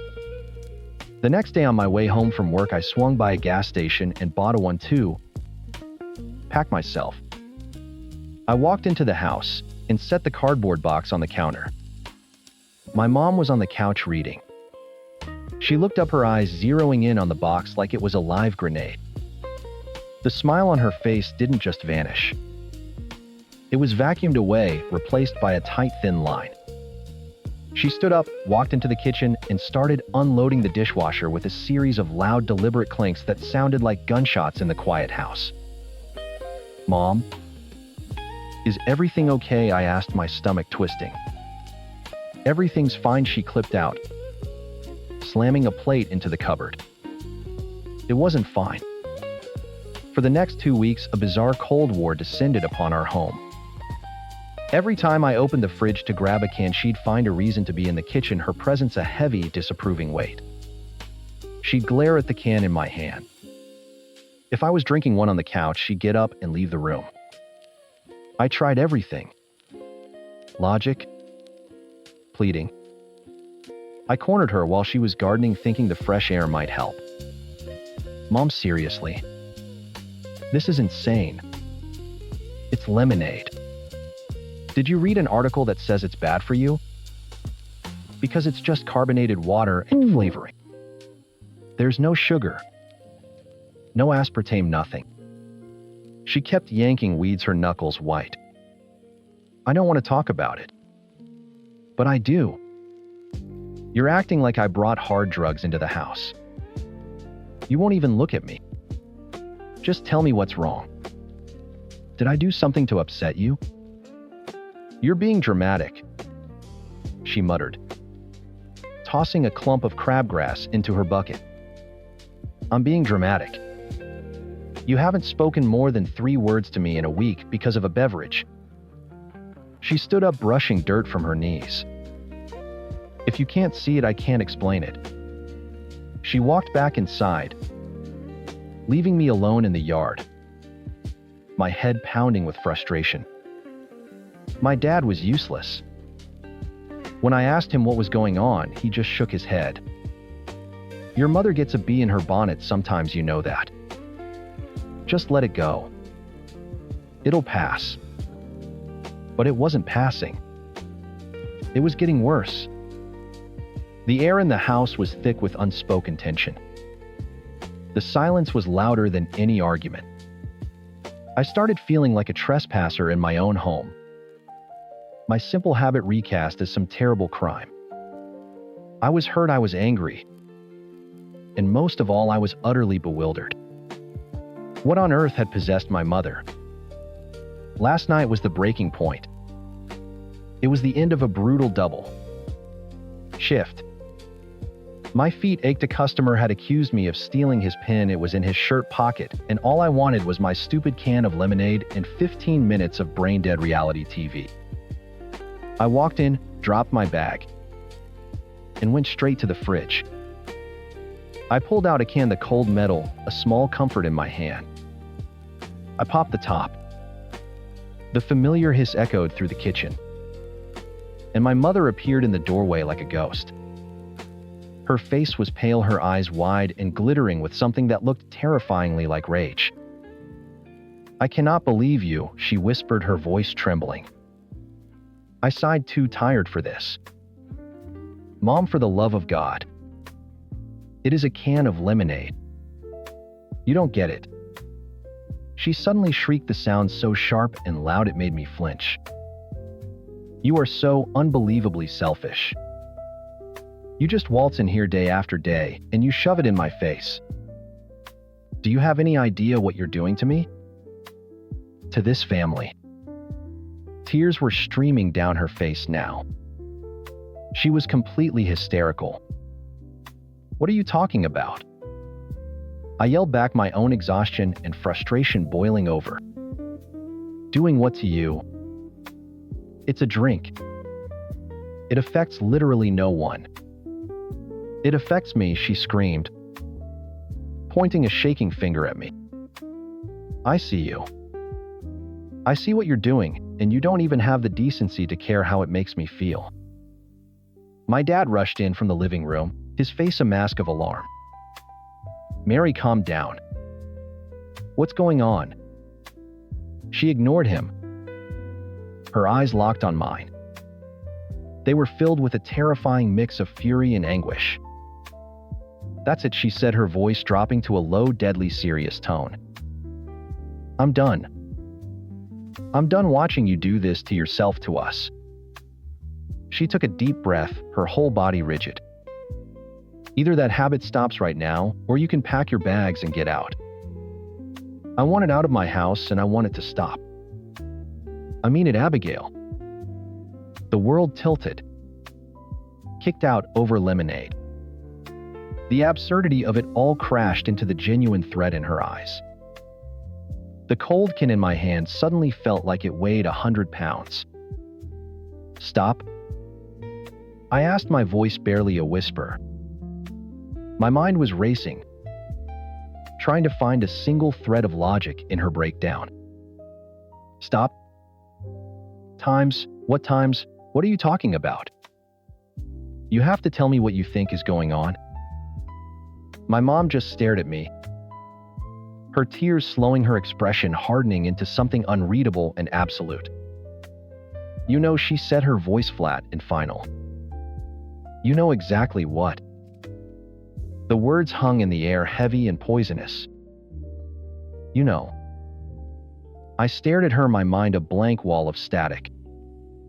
My dad hovered uselessly in the doorway, wringing his hands. For a solid 10 seconds, nobody moved. Then I turned without a word, walked to the sink, and poured the entire can of lemonade down the drain. The fizzy sound was obscene in the silence. I rinsed the can, placed it in the recycling bin with a quiet click, and walked past both of them to my room. I didn't pack. I just sat on my bed in the dark, my phone clutched in my hand. I scrolled to my brother's contact. Alex answered on the second ring. "Hey, what's up?" "Mom threatened to kick me out," I said, my voice flat. "What? Over what?" "Lemonade." Silence. Then a weary sigh. "I'll be there in an hour. Don't do anything stupid."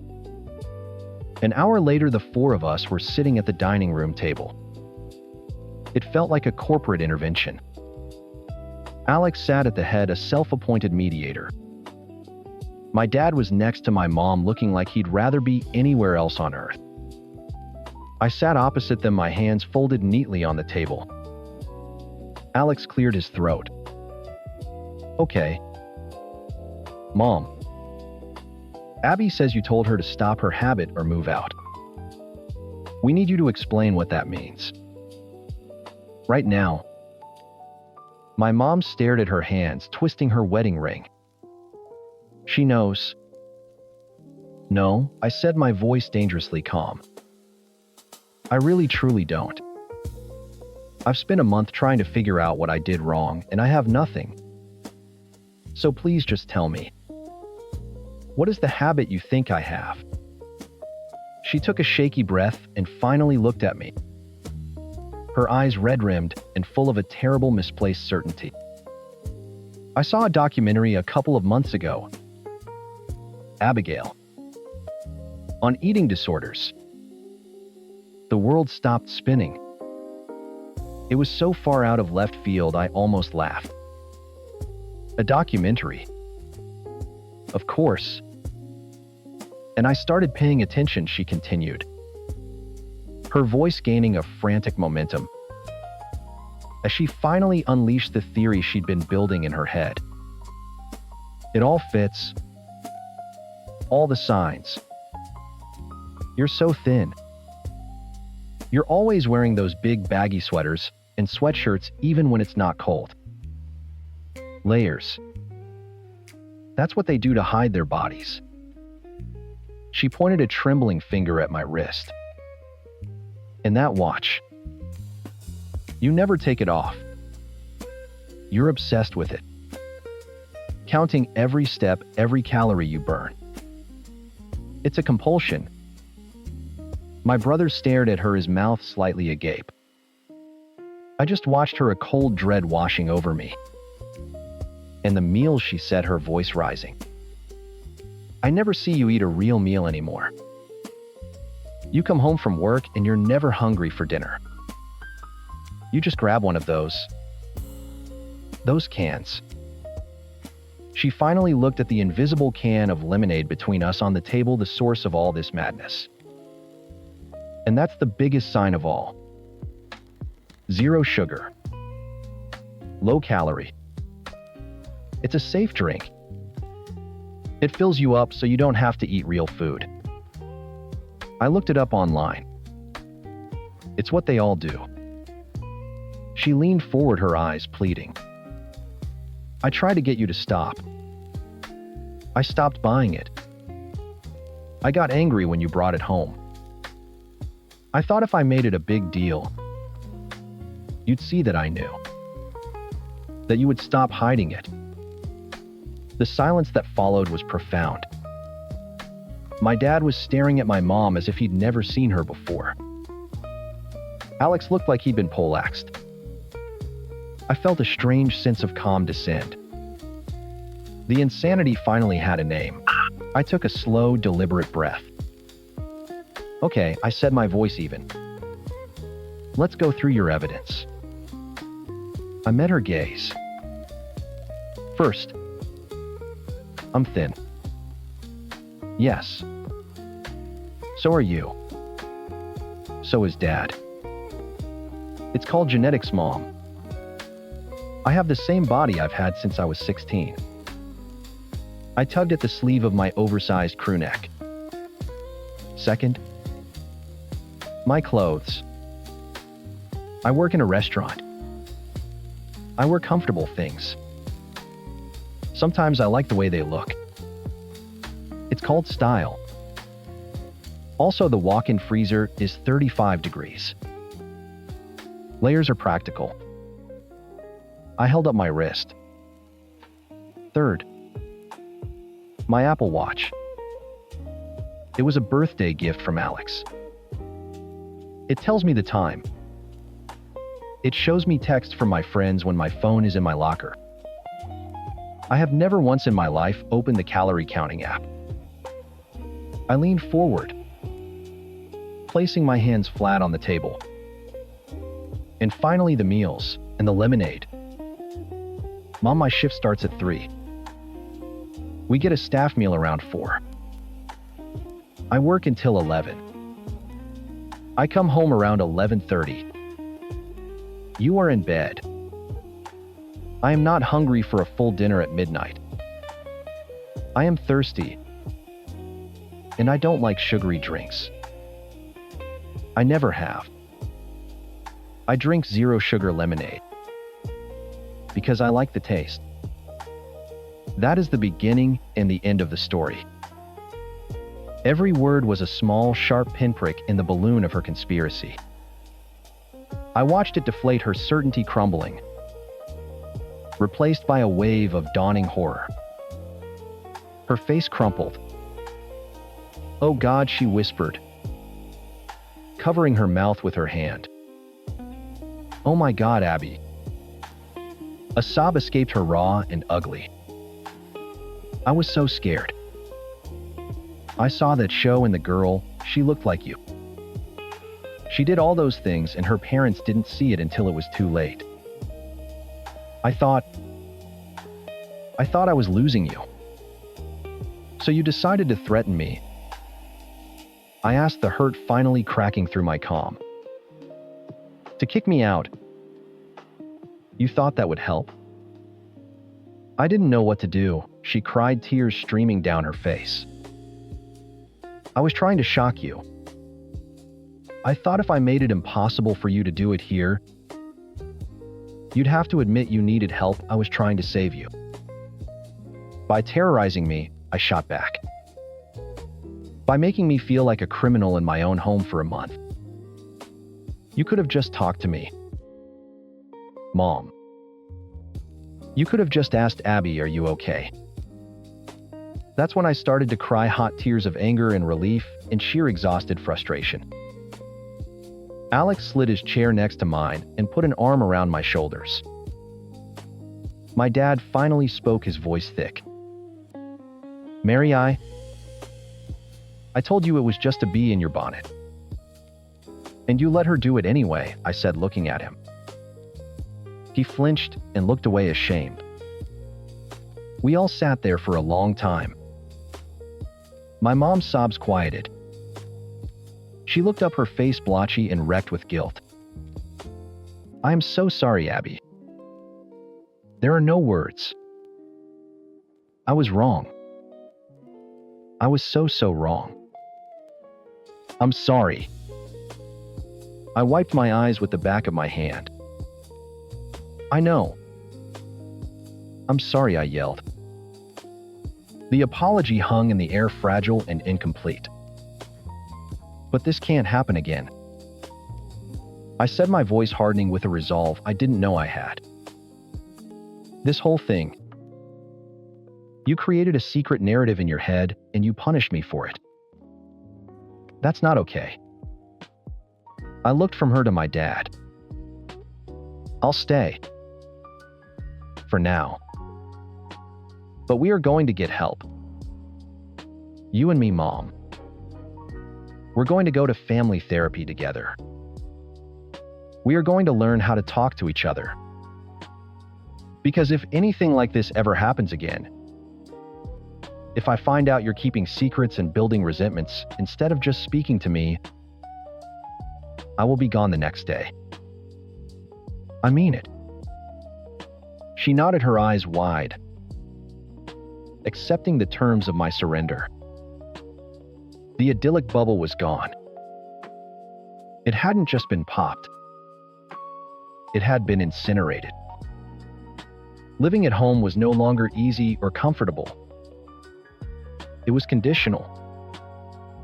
My relationship with my mother, once the bedrock of my life, was now a fractured thing we had to carefully piece back together. Later that night, I went to the kitchen for a glass of water. Sitting on the counter was a single silver can of zero sugar sparkling lemonade. A peace offering. I looked at it for a long time, then opened the fridge and just got the water. I wasn't ready yet. Some things once soured take a long time to taste sweet again.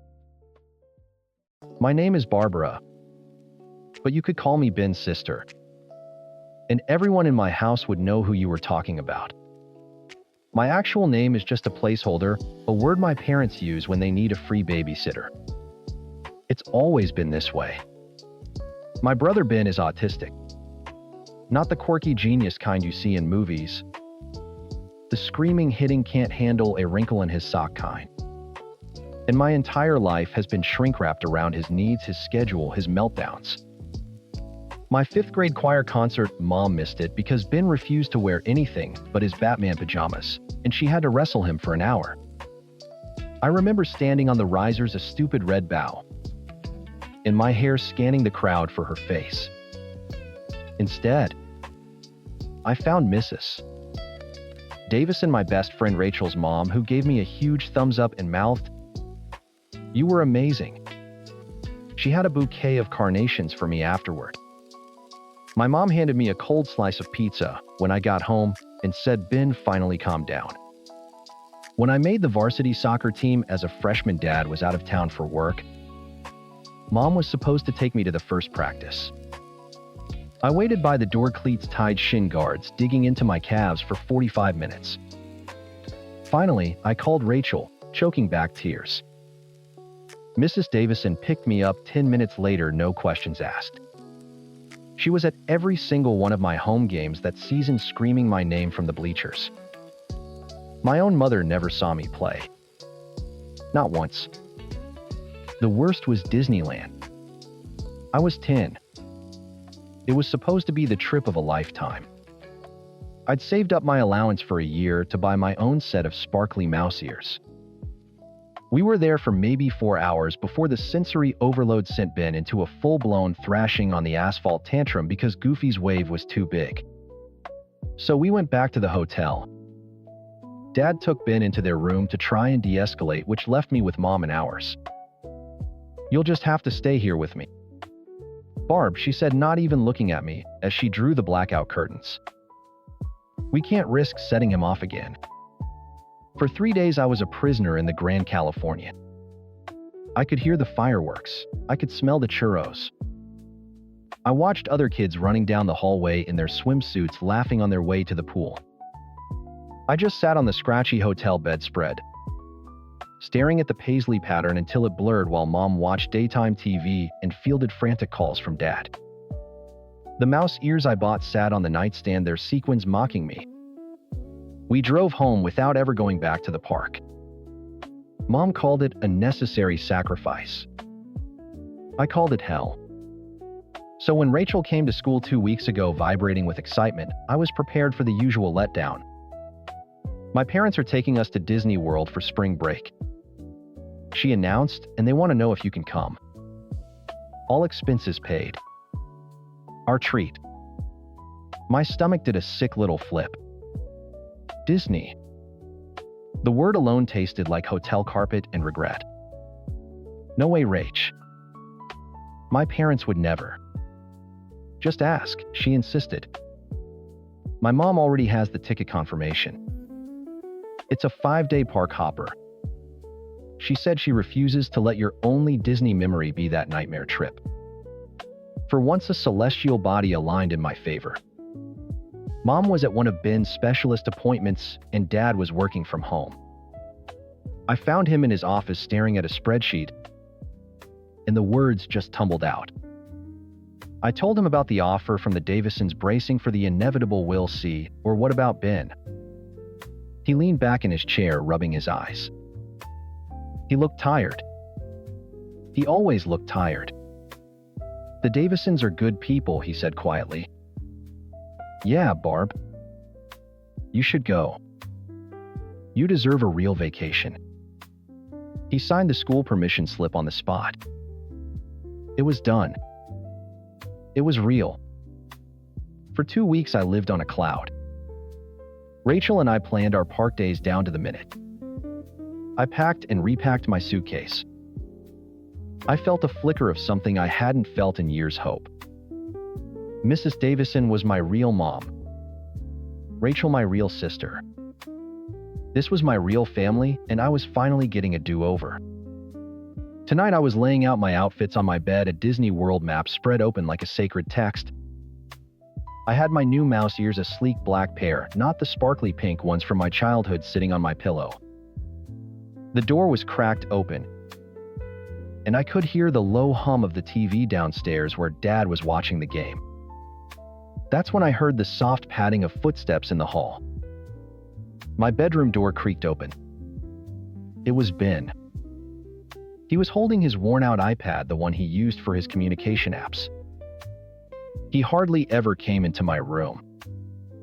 It was my one sanctuary, the only space in the house that wasn't calibrated to his sensory needs. He pointed a shaky finger at the map on my bed. His eyes, wide and unblinking, darted from the illustration of Cinderella's castle to my face. He didn't say a word. He didn't have to. The app on his iPad did it for him, its robotic female voice slicing through the quiet room. Go to Disney. My blood ran cold.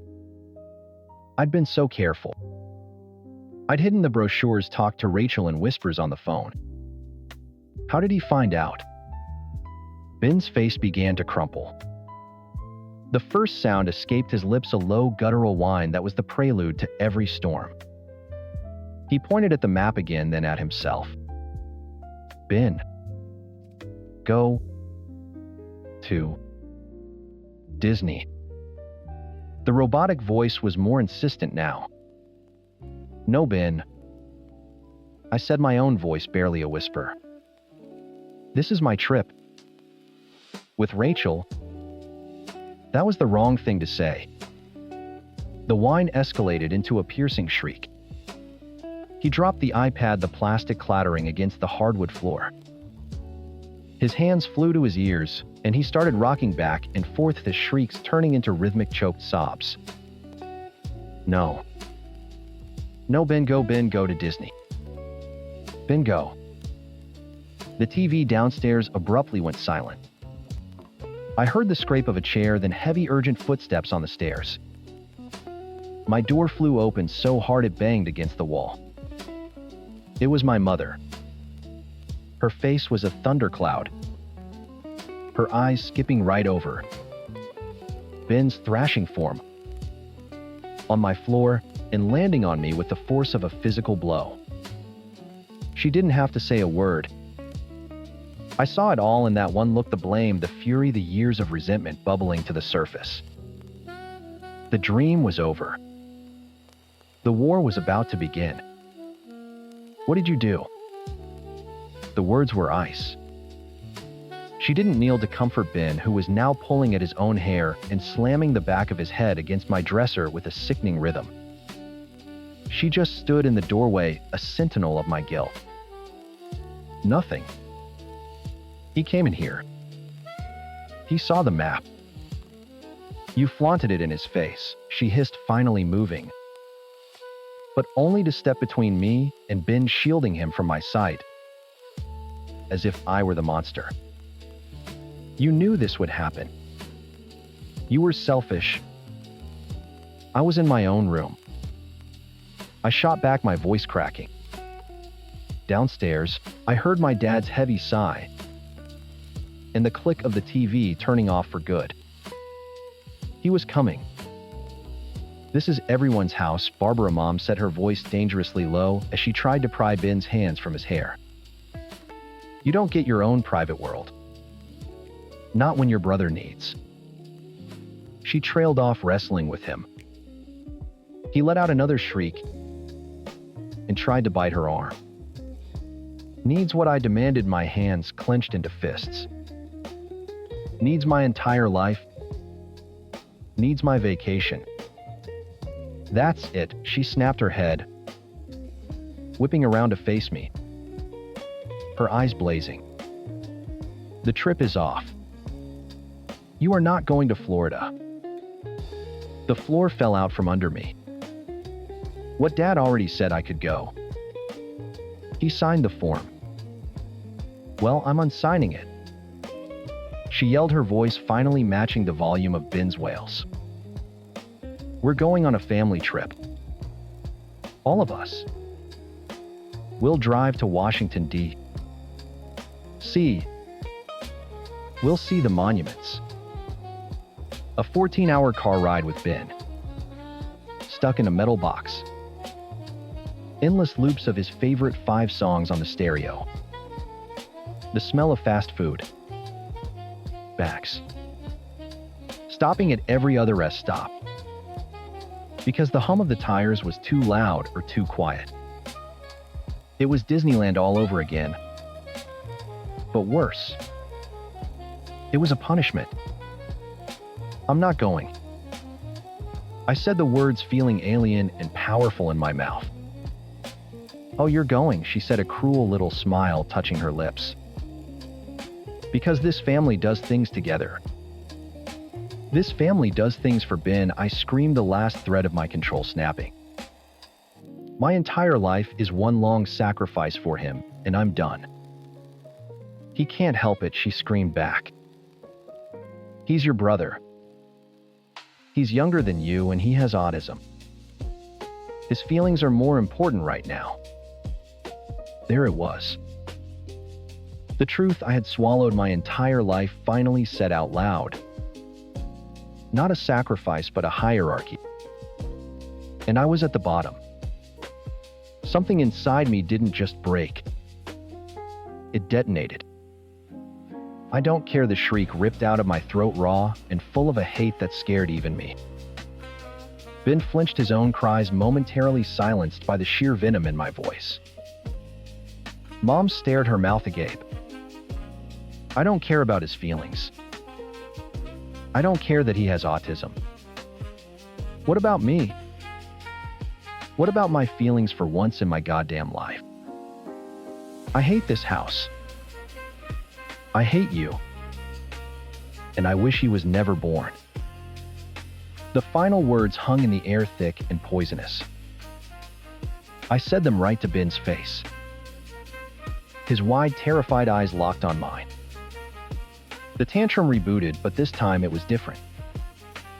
It was a sound of pure terror, a howling, animalistic grief that echoed off the walls. He scrambled away from me, crab walking backward until he hit the hallway, where he curled into a ball, shrieking my words back at me in a garbled, frantic mimic. "Never born. Never born. See what you did?" My mother's voice was a whisper of pure loathing. She advanced on me, her finger pointing at my face. "You are a rude, ungrateful, monstrous brat. I hear a girl who's at her breaking point." My dad was standing behind her in the doorway, his face grim. He looked ancient. "Stay out of this, Mark," my mother warned, not turning around. "No," he said, his voice quiet but absolute. "I won't." He stepped into the room, his eyes finding mine. There wasn't anger in them. There was a deep soul-crushing sadness and something else I'd never seen before understanding. What you said was a terrible thing, Barb. You can't ever take that back. I flinched, tears finally spilling down my cheeks. But I know why you said it, he continued, his gaze shifting to my mother. I grew up with 2 brothers on the spectrum, Helen. Remember I told you about it. I spent my entire childhood walking on eggshells, making myself smaller so they could be comfortable. My parents called it keeping the peace. It wasn't peace. It was erasure. My mother was silent, rigid. He looked back at me. Your mother is right. This family does things for Ben. It has to a point. But it's been too much for too long. We let it happen. I let it happen. He took a deep breath. You're going to Disney World. The discussion is over. Mark, you can't be serious, Mom whirled on him. After what she just said to her brother. Because of what she just said, he corrected her, his voice firm. Because we pushed her to a place where she would say something that cruel.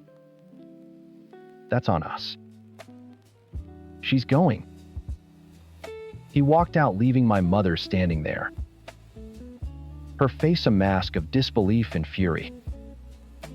She looked from me to the sobbing heap of her son in the hall, and without another word she turned and followed him, slamming our parents' bedroom door so hard a picture fell off my wall.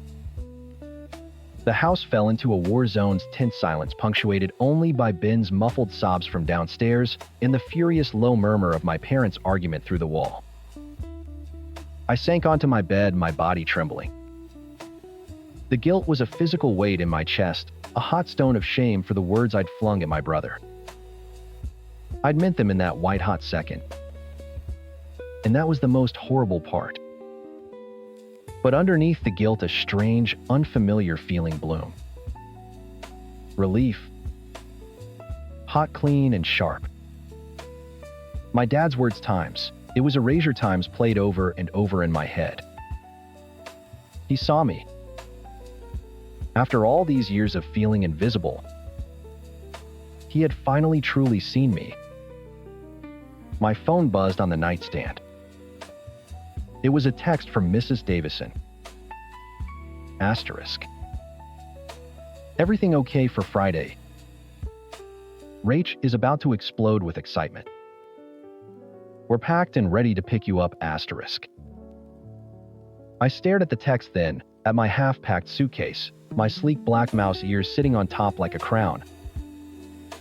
My mother's silent fury radiated through the floorboards. Ben's whimpering was a constant, painful reminder of the bomb I'd just detonated. The fracture in my relationship with my mother felt like a chasm, deep and likely permanent. But my dad's words had built a bridge over it. I picked up the phone, my thumbs moving with a newfound certainty. Asterisk, see you Friday. I can't wait. Asterisk. I was going. I was leaving the war zone behind. I was going to Disney World with my real family, and for the first time, my own happiness felt less like a selfish dream and more like a necessary sacrifice. My own. It all started with a Facebook profile picture. A completely harmless photo Mark had snapped of me laughing, my hand resting on the tiny bump that was just starting to show. He loved it.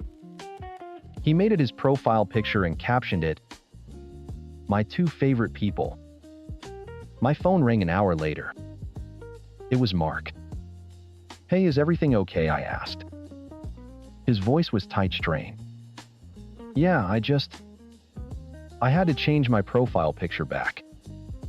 I sat up. "What, why?" My mom called. Screaming. He let out a frustrated sigh. She said I replaced her. That the photo was proof. I don't love her anymore and that you were trying to erase her from my life. I was speechless. A photo. A single happy photo had been twisted into a declaration of war. Mark, that's insane. I know, he said, his voice dropping to a placating whisper I'd come to know all too well. Look, it's just easier this way. It's not a big deal. It's just Facebook. But it was a big deal. It was the first clear sign that I wasn't a daughter-in-law. I was the competition. From there, it was death by 1,000 cuts. The pregnancy became her territory. After every OB/GYN appointment, my phone would buzz before I even got to the car. Not from Mark, but from his mother, Janet. Asterisk. Did you see the heartbeat? Asterisk. Asterisk. What's his weight? Asterisk. Asterisk. Did the doctor say you're eating enough? You look thin. Asterisk. I tried to explain to Mark that it felt suffocating, like I was just an incubator for her grandchild. Can you ask her to wait for us to call her? It's our news to share. She's just excited, Sarah, he'd say, rubbing my shoulders. She's been waiting to be a grandmother her whole life. His excuses were a constant soothing balm he applied to her gaping wounds, but they did nothing to stop my bleeding. Then came the nursery. Janet had invited us over for Sunday dinner. After we ate, she got this glint in her eye. I have a surprise for you too, she announced, clapping her hands together. She led us down the hall to the spare bedroom, the one that had always been filled with old exercise equipment and boxes. She threw the door open with a dramatic flourish. My breath caught in my throat. The room was painted a soft duck egg blue. A brand new white crib was assembled against the far wall, a mobile of smiling cartoon whales hanging over it. A changing table stood next to it, fully stocked with diapers and wipes. There was even a rocking chair in the corner. She had built a nursery in her house. What do you think? She beamed, looking at Mark. Now the baby will have his very own room for when he stays over. Mark looked like a deer in the headlights, a weak smile plastered on his face. Wow, Mom. You did all this. I felt my blood run cold. He wasn't going to stay over. Not without me. Not for a very, very long time. This wasn't a kind gesture. It was a claim. She was building a second base of operations. On the car ride home, the silence was thick enough to choke on. I finally broke it. You have to say something, Mark. Say what? Are you kidding me? She built a nursery, a whole nursery in her house for our son. That is not normal. It's like she thinks we're co-parenting. Come on, Sarah. She just got carried away, he said, his eyes fixed on the road. She's just trying to be helpful. Helpful, no. Helpful is buying us a pack of diapers. Helpful is offering to babysit one day. Building an exact replica of our baby's room in her own home is possessive and creepy. She's acting like I'm just the surrogate and he's her son. Don't be so dramatic, he muttered. The argument went nowhere. As always, it ended with him shutting down, and me feeling like I was the crazy one for reacting to her crazy behavior. The final straw before the real fireworks began was our anniversary. We'd booked a table at our favorite restaurant weeks in advance. It was one last big date night before the baby arrived. I was 7 months pregnant, feeling huge and exhausted, and I needed this. I needed times us asterisk. We were just about to leave when Mark's phone rang. It was Janet. He answered, his face falling almost instantly. No, Mom, we can't. No, I'm with Sarah. Because it's our anniversary. There was a long pause. I watched his posture deflate. Okay. Okay. Love you too. He hung up and wouldn't look at me. What was that about? I asked, my stomach twisting. Her car won't start. She wanted me to come give her a jump. And you told her we have reservations, we're about to be late for right. He finally met my eyes, and I saw the guilt there. She got really upset. Said she's all alone and has no one else to count on. She has AAA Mark. And a dozen friends. And your uncle lives 5 minutes from her. I know, but... Before he could finish, his phone buzzed with a text. He glanced at it, and his face hardened. He quickly shoved it in his pocket. Let me see it, I said.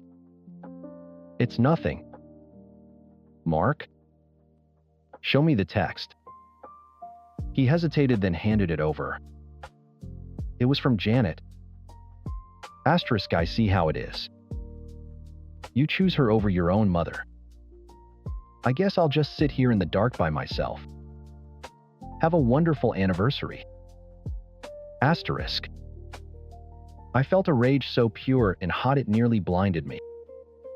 This wasn't about a car. It was a loyalty test. And in her eyes, he was failing. This is what I'm talking about, I said, my voice shaking. This is emotional blackmail. She's a saboteur. She can't stand you having a life with me, a family with me that doesn't revolve around her. She wants to be the sun you orbit, and I'm just some asteroid she's trying to smash to pieces. You're blowing this out of proportion, he said, but his words had no conviction. He knew I was right. He just couldn't admit it. We went to dinner, but the night was ruined. The food tasted like ash. All I could think about was the future. A future where every birthday, every holiday, every milestone would be a battleground. I was 35 weeks pregnant when the panic truly set in. I'd wake up in the middle of the night gasping for air. A vision of Janet snatching my baby from my arms in the hospital room burned into my mind. I saw her swooping and taking over, telling me I was holding him wrong, feeding him wrong, being his mother wrong. She wouldn't just be a visitor. She would be an occupying force. And Mark, my dear conflict avoidant Mark, would just stand by and say, "She's just excited, Sarah." Lying in bed one night, feeling my son kick against my ribs, I knew I couldn't let that happen. He deserved a peaceful start. Asterisk, I times deserved a peaceful start. I couldn't go through the most vulnerable, raw experience of my life with my chief rival watching from the sidelines, waiting for me to fail. A hard, cold certainty settled in my bones. I had to draw a line in the sand so deep and so wide that she couldn't cross it. There would be no negotiation. No compromise. I sat up, my heart pounding. Mark was still asleep beside me, oblivious. This was it. This was the moment I had to save my family. Before it was even fully formed. I took a deep breath, the words forming on my lips. Ready to wake him up and change everything. I gently shook him awake. "Mark," he mumbled, rolling over. "What's wrong? Is it the baby?" "No, he's fine. We need to talk." I waited until his eyes focused on me. "I've made a decision. When I go into labor, I only want you in the hospital. No visitors. Not your mom, not my mom, nobody. Just for the first couple of days. We need that time for ourselves, for us to become a family." He blinked, scrubbing the sleep from his face. "Okay. Yeah, okay. But my mom is going to flip out." "I know," I said, my voice flat. "That's your job. You have to tell her. You have to handle it." He did. The next day he called her. I only heard his side of the conversation, a series of placating murmurs and defensive sighs.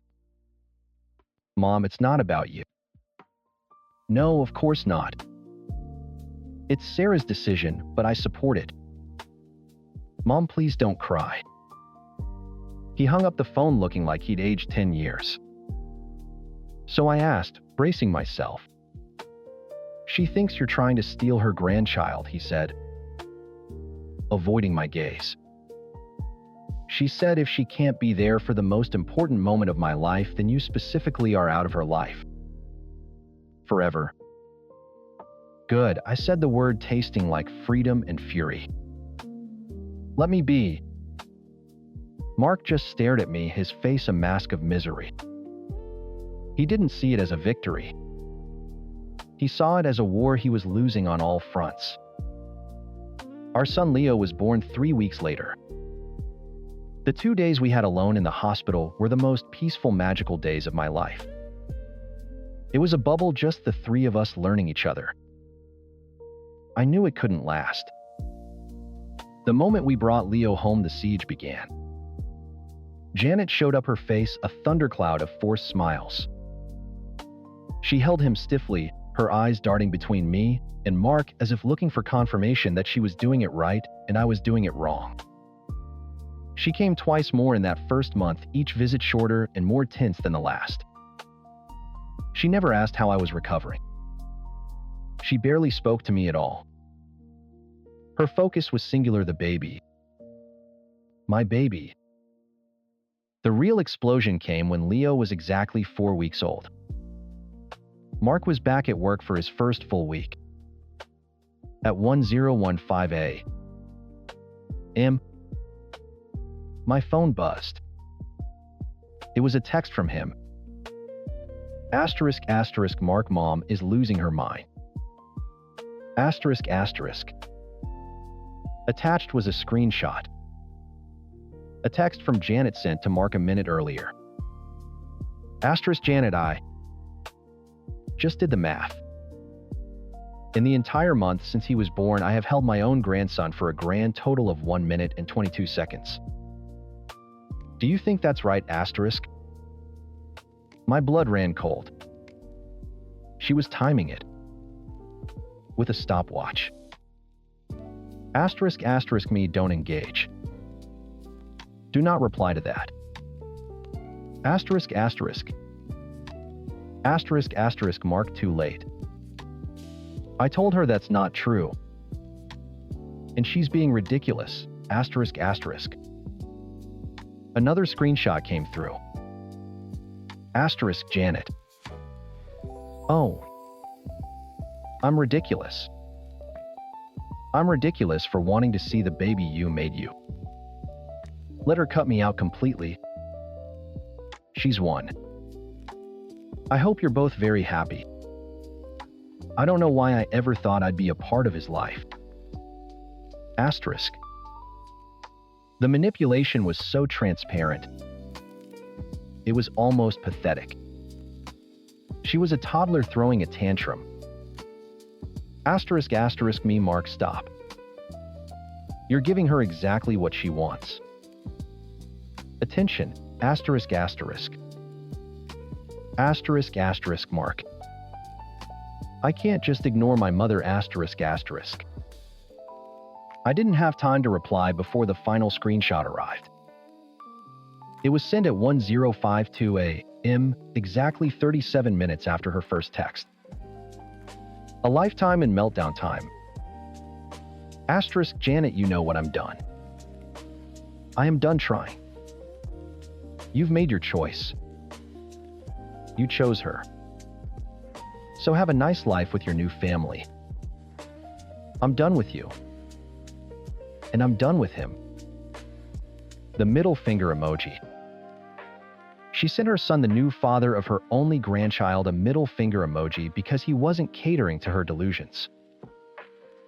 I stared at the screen, a strange calm washing over me. This was it. This was the proof. This was the unhinged, undeniable, written in pixelated ink proof that I wasn't the crazy one. I saved the screenshot. My Exhibit A. That night after I put Leo to sleep, I found Mark sitting on the couch staring at the blank TV screen. He looked hollowed out. "Are you okay?" I asked, sitting beside him. I don't know what to do," he whispered. "She's my mom. She's out of control, Mark." I took a deep breath. This can't go on. She needs consequences. I want you to block her number. At least for a while. We need space. And we need to go to therapy. Together. To learn how to deal with her. He physically recoiled, shaking his head. "No. I'm not blocking my mom. And I'm not going to therapy." I was stunned. Why not look what she's doing to us? To you. She sent you a middle finger emoji because you were at work instead of fighting with her. This isn't normal. And what happens when I unblock her? He shot back, his voice rising. She'll be even angrier. It'll just make everything worse. The best way to handle her is just to let her calm down. Apologize, smooth things over. It's what I've always done. The room suddenly felt very small, the air thick and unbreathable. All this time I thought my enemy was Janet. I was wrong. The real problem was sitting right next to me. He wasn't her victim. He was her enabler.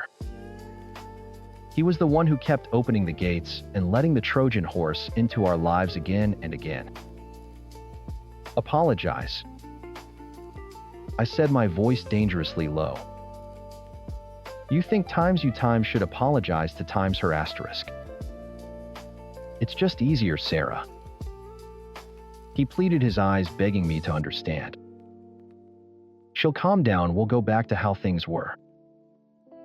It's better that than don't have a mom. Asterisk, better that. Asterisk. Better to live in a constant state of anxiety. Better to have our marriage sabotaged. Better to let our son be used as a pawn in her sick games. Better to sacrifice my peace of mind and our family's autonomy on the altar of her emotional instability. The fight drained out of me, replaced by a cold, hard clarity. I wasn't in a triangle with him and his mother. I was a bystander watching him willingly walk back into a burning building, assuming I would follow. I wouldn't. I stood up and looked down at him. The man I loved, the father of my child, looked like a stranger. No, Mark. It's not better, I said, my voice perfectly even. You've been smoothing things over your whole life, and what it's really meant is you've let her run it. But she doesn't get to run my life. And she sure as hell doesn't get to run our sons. I'm not going to spend the next 18 years fighting this battle every single day. He looked up at me confused. What are you saying? I'm saying this is the end of the road. I will not light myself on fire to keep your mother warm.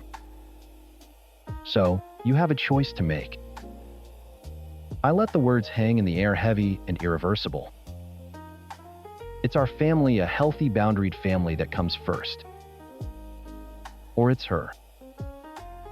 I watched the color drain from his face. Choose, Mark. It's us or it's your mother. The number was $23,450. I stared at the bank balance on my phone, the green digits glowing in the dark of our bedroom. Beside me, Sarah did the same on her own screen, as if cross-referencing reality. We did it, she whispered, her voice thick, with a relief so heavy it felt like it had weight. One last shot, I said, wrapping my arm around her. Our son Leo was asleep down the hall. He was 4 years old, and the living, breathing, screaming embodiment of our first successful IVF cycle. He was our miracle. But getting him was brutal. The debt, the daily injections, Sarah had to endure the emotional roller coaster that felt less like a ride and more like being thrown from a moving train. We swore we'd never do it again. But then Leo started asking for a brother. Then a sister. Then just someone. And we saw the look in his eyes, this little flicker of loneliness that no amount of parental attention could fill. So we started saving. Every extra shift, I picked up every freelance design project Sarah took on after putting Leo to bed. For 2 years, we funneled it all into an account we nicknamed the Sibling Fund. Now it was full. 23 grand. Enough for one more round. One more roll of the dice. No do-overs. This was it. We didn't tell anyone. Not our parents, not our friends. Especially not my sister Chloe.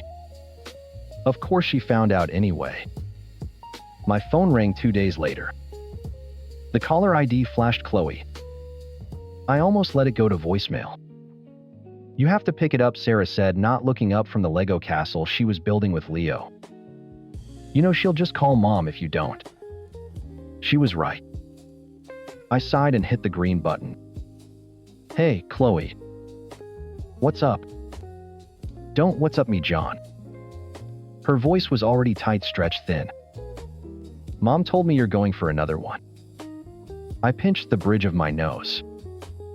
So much for keeping it quiet. We're thinking about it. We just got the money together. The money, she repeated the words, dripping with something bitter.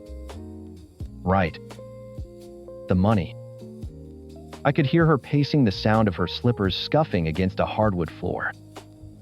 So you're really going to do it? You're going to have another kid when you already have one. That's the plan, I said carefully. We want Leo to have a sibling. A sibling, she scoffed. A humorless grating sound. And what about me, John?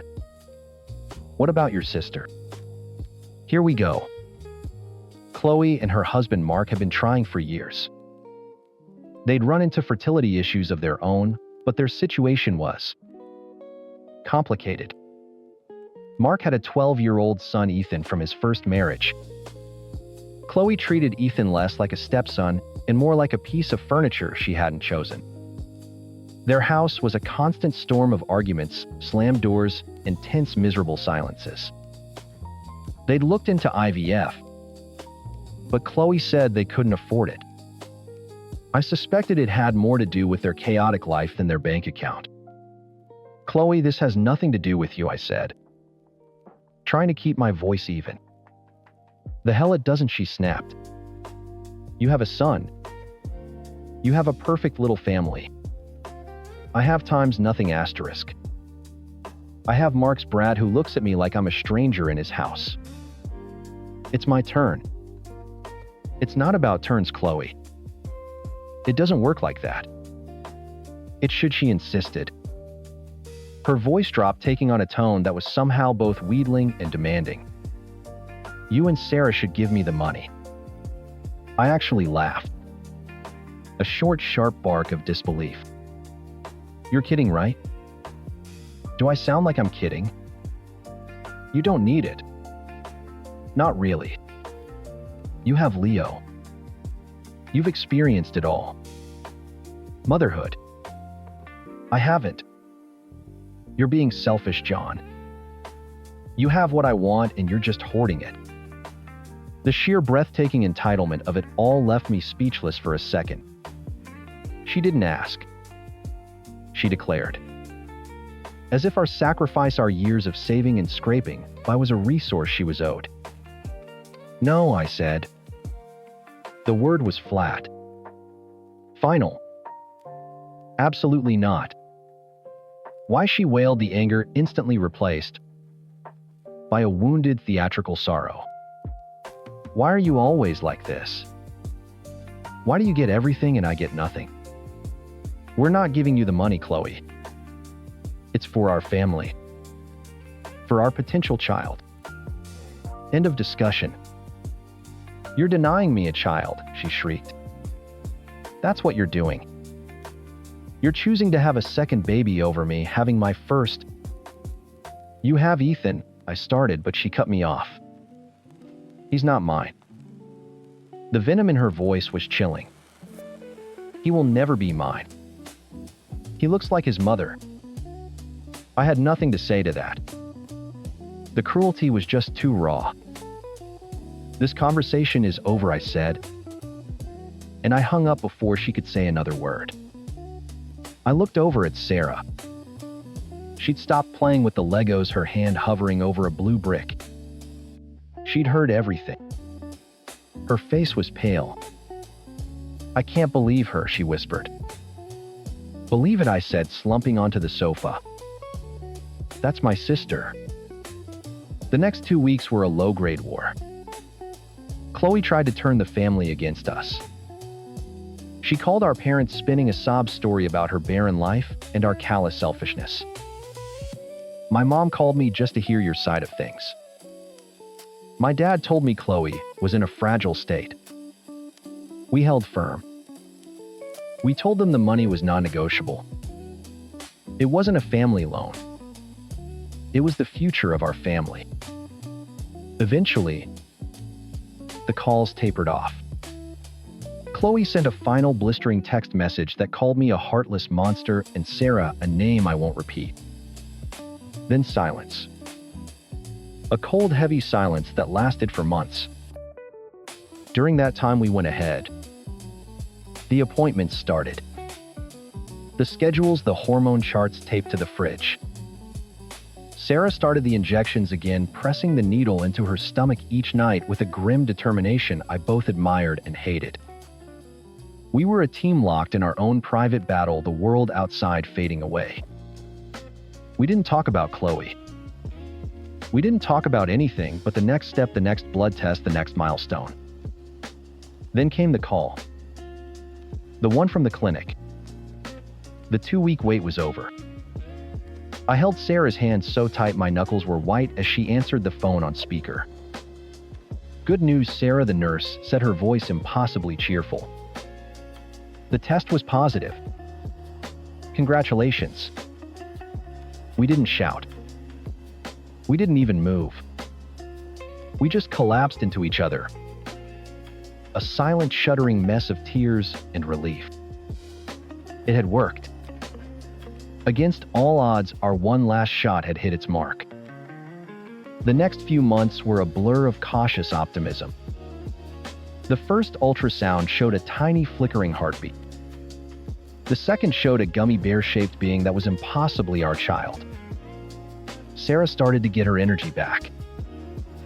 A tiny bump began to push against the fabric of her shirts. We were happy. Genuinely, deeply happy. The ugly fight with Chloe felt like a bad dream from another lifetime. We were in our bubble, and it was perfect. But you can't live in a bubble forever. My mom called to invite us to a big family dinner for my dad's 65th birthday. Everyone was going to be there. Aunts, uncles, cousins. And Chloe. I don't know, Mom. I hesitated. Oh, come on, John, she coaxed. It's been months. This is for your father. Whatever happened with you and Chloe, just put it aside for one night. For him. Sarah and I talked about it for a long time that evening. Maybe it's for the best, she said, her hand resting on her stomach. We can't hide this forever. We're 12 weeks now. People are going to know soon anyway. Maybe this is the way to do it. Rip the Band-Aid off. Her logic made sense. Maybe enough time had passed. Maybe seeing our joy would make Chloe understand. Maybe, just maybe, she'd be happy for her only brother. Hope is a stubborn, stupid thing. The restaurant was loud, filled with the cheerful chaos of our extended family. Chloe and Mark were already there, sitting at the far end of the long table. She saw us walk in, and her face went blank. She gave a curt nod and immediately turned back to her conversation, a clear, unmistakable dismissal. The air between our ends of the table felt 10 degrees colder. We spent the next 2 hours making small talk, passing bread baskets, and helping Leo cut his chicken fingers. I kept glancing down the table. Chloe was drinking wine, her movements sharp and jerky. She laughed a little too loudly at one of Mark's jokes. She was avoiding my eyes, but I could feel her watching us. After the cake was cut and everyone sang a wobbly "Happy birthday" to my dad, he stood up and tapped his water glass with a fork. "Thank you all for coming," he said, beaming. "Having my whole family together like this, it's the best gift a man could ask for." He looked right at me. Speaking of which, I think John has a little something he'd like to share. It was my cue. Our cue. I squeezed Sarah's hand under the table. She squeezed back, a nervous tremor in her fingers. This was it. I stood up, pulling Sarah up with me. The chatter in the room died down as all eyes turned to us. I could see Chloe's face, a mask of forced indifference. Her wine glass paused halfway to her lips. I cleared my throat. "Thanks, Dad." "Well, Sarah and we have some news we're very excited to share with you all." I took a deep breath, a smile spreading across my face. "We're pregnant." The words hung in the air for a beat, followed by an explosion of sound. My aunts cheered, my cousins applauded, and my mom rushed over to hug Sarah, tears in her eyes. My dad clapped me on the back, his face split by a wide, proud grin. For a moment, a wave of pure, uncomplicated joy washed over me. It felt perfect. Then I heard it, a single sharp sound cutting through the warmth. A scoff. It came from Chloe's end of the table. Well, she said, her voice loud enough to carry. She took a slow, deliberate sip of her wine. "Must be nice." The chatter faltered. My mom shot her a warning look. "Chloe," what she said, shrugging with theatrical innocence. "It must be. To just want another one and get it." "No problem." I felt Sarah stiffen beside me. "It wasn't no problem." "Chloe," Sarah said, her voice quiet but firm. Chloe's eyes, glassy from the wine, narrowed on her. "Oh, right. I forgot. You had to save up all that money. Money you could have used for something else. Or given to someone else." That was it. The line. My dad opened his mouth to intervene, but I held up a hand. "Don't," I said, my voice low. "Don't do this here, Chloe. Not tonight." "Why not?" She pushed her chair back and stood up, the legs scraping against the floor. Every head in the restaurant's private room turned toward us. "This is a family dinner, isn't it? For sharing things, you shared your good news. Now I'm sharing my feelings about it." Her husband Mark muttered her name, trying to pull her back down, but she shook him off. "You're selfish," she spat, pointing a trembling finger at me. "Both of you. You already have one. You have the whole perfect family package, a beautiful son. But it wasn't enough. You had to have another. You had to hoard the happiness." "Hoard it?" I asked, my voice rising despite my best efforts. "We worked for 2 years for this baby, Chloe. This isn't a pie where you getting a slice means I get less." "But it is," she shrieked, her face contorting. "It was literally a pie. It was $23,000 that you could have given me." You could have given me a chance at motherhood, but you chose to deny me that. We didn't deny you anything. That was our money for our child. And what about me? What about what I deserve?" she raged. Mark stood up, grabbing her arm more firmly this time. Across the table, his son Ethan, all of 12 years old, had shrunk into his chair, his face white. He was staring at his plate, trying to become invisible. "You have a family, Chloe," I said, gesturing towards Mark and Ethan. "You have a child in your life." It was the worst thing I could have said. Her head snapped toward Ethan, and the look on her face was pure poison. "He is not my son," she screamed. The whole room went dead silent. Ethan flinched as if he'd been struck. "He is not mine.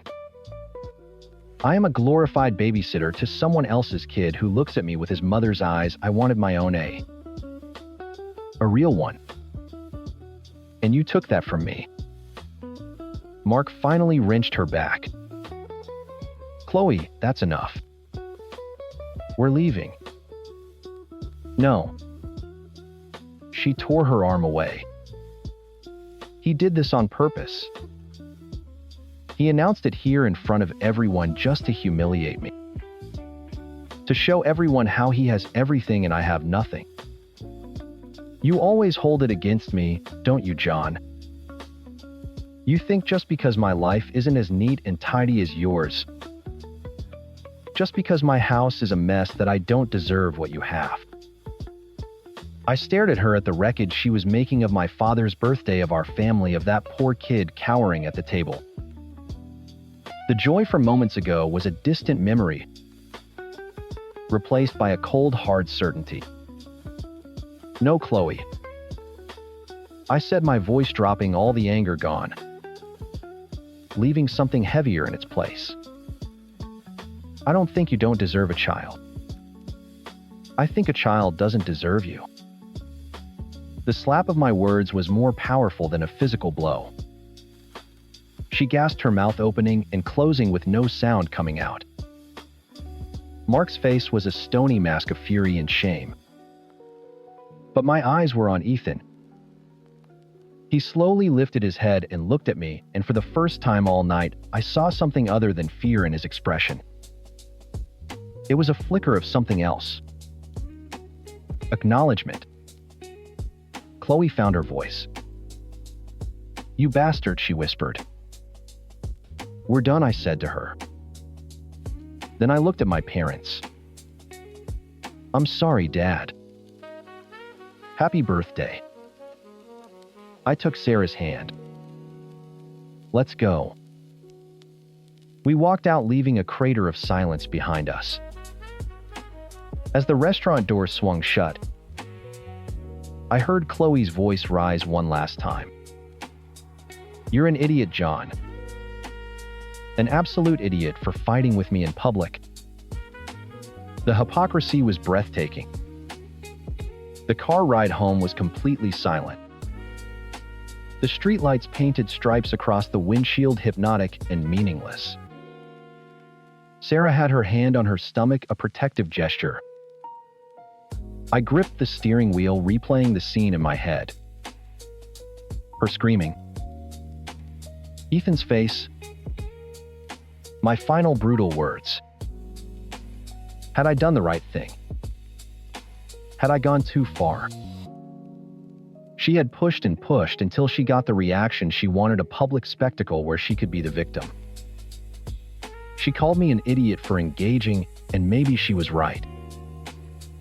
Maybe I should have just sat there and taken it for the sake of peace for my dad. But when I thought of Ethan, of the venom she'd spit in his direction, without a second thought, I knew I couldn't have. Peace at that price wasn't peace. It was just surrender. Sarah finally broke the silence, her voice soft. "You defended our baby, John." I glanced at her. Her eyes were fixed on the road ahead, but she reached over and put her hand on my arm. "And you defended Ethan," she added. "She's the one who ruined tonight. Not you." I nodded, but the knot in my stomach remained. The relationship with my sister wasn't just shattered. It was annihilated. We'd salted the earth. There was no coming back from this.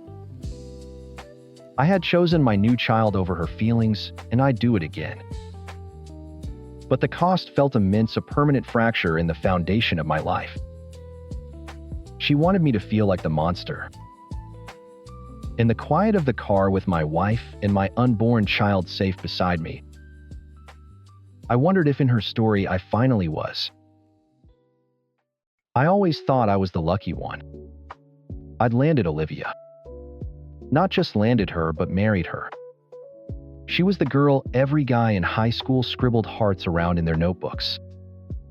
Golden hair, a laugh that could make you forget your own name, and eyes that promised a world of adventure. I was just Kyle, the guy with a steady job in construction management and a reliable pickup truck. But she chose me. For the first 3 years, it was perfect. I'd come home from a long day on site covered in dust, and she'd be in the living room of our small starter home surrounded by canvases and the sharp smell of turpentine. She was an artist, she said. She was finding her voice. I never quite understood the splotches of angry-looking paint or the twisted wire sculptures, but I loved her, so I loved that she had a passion.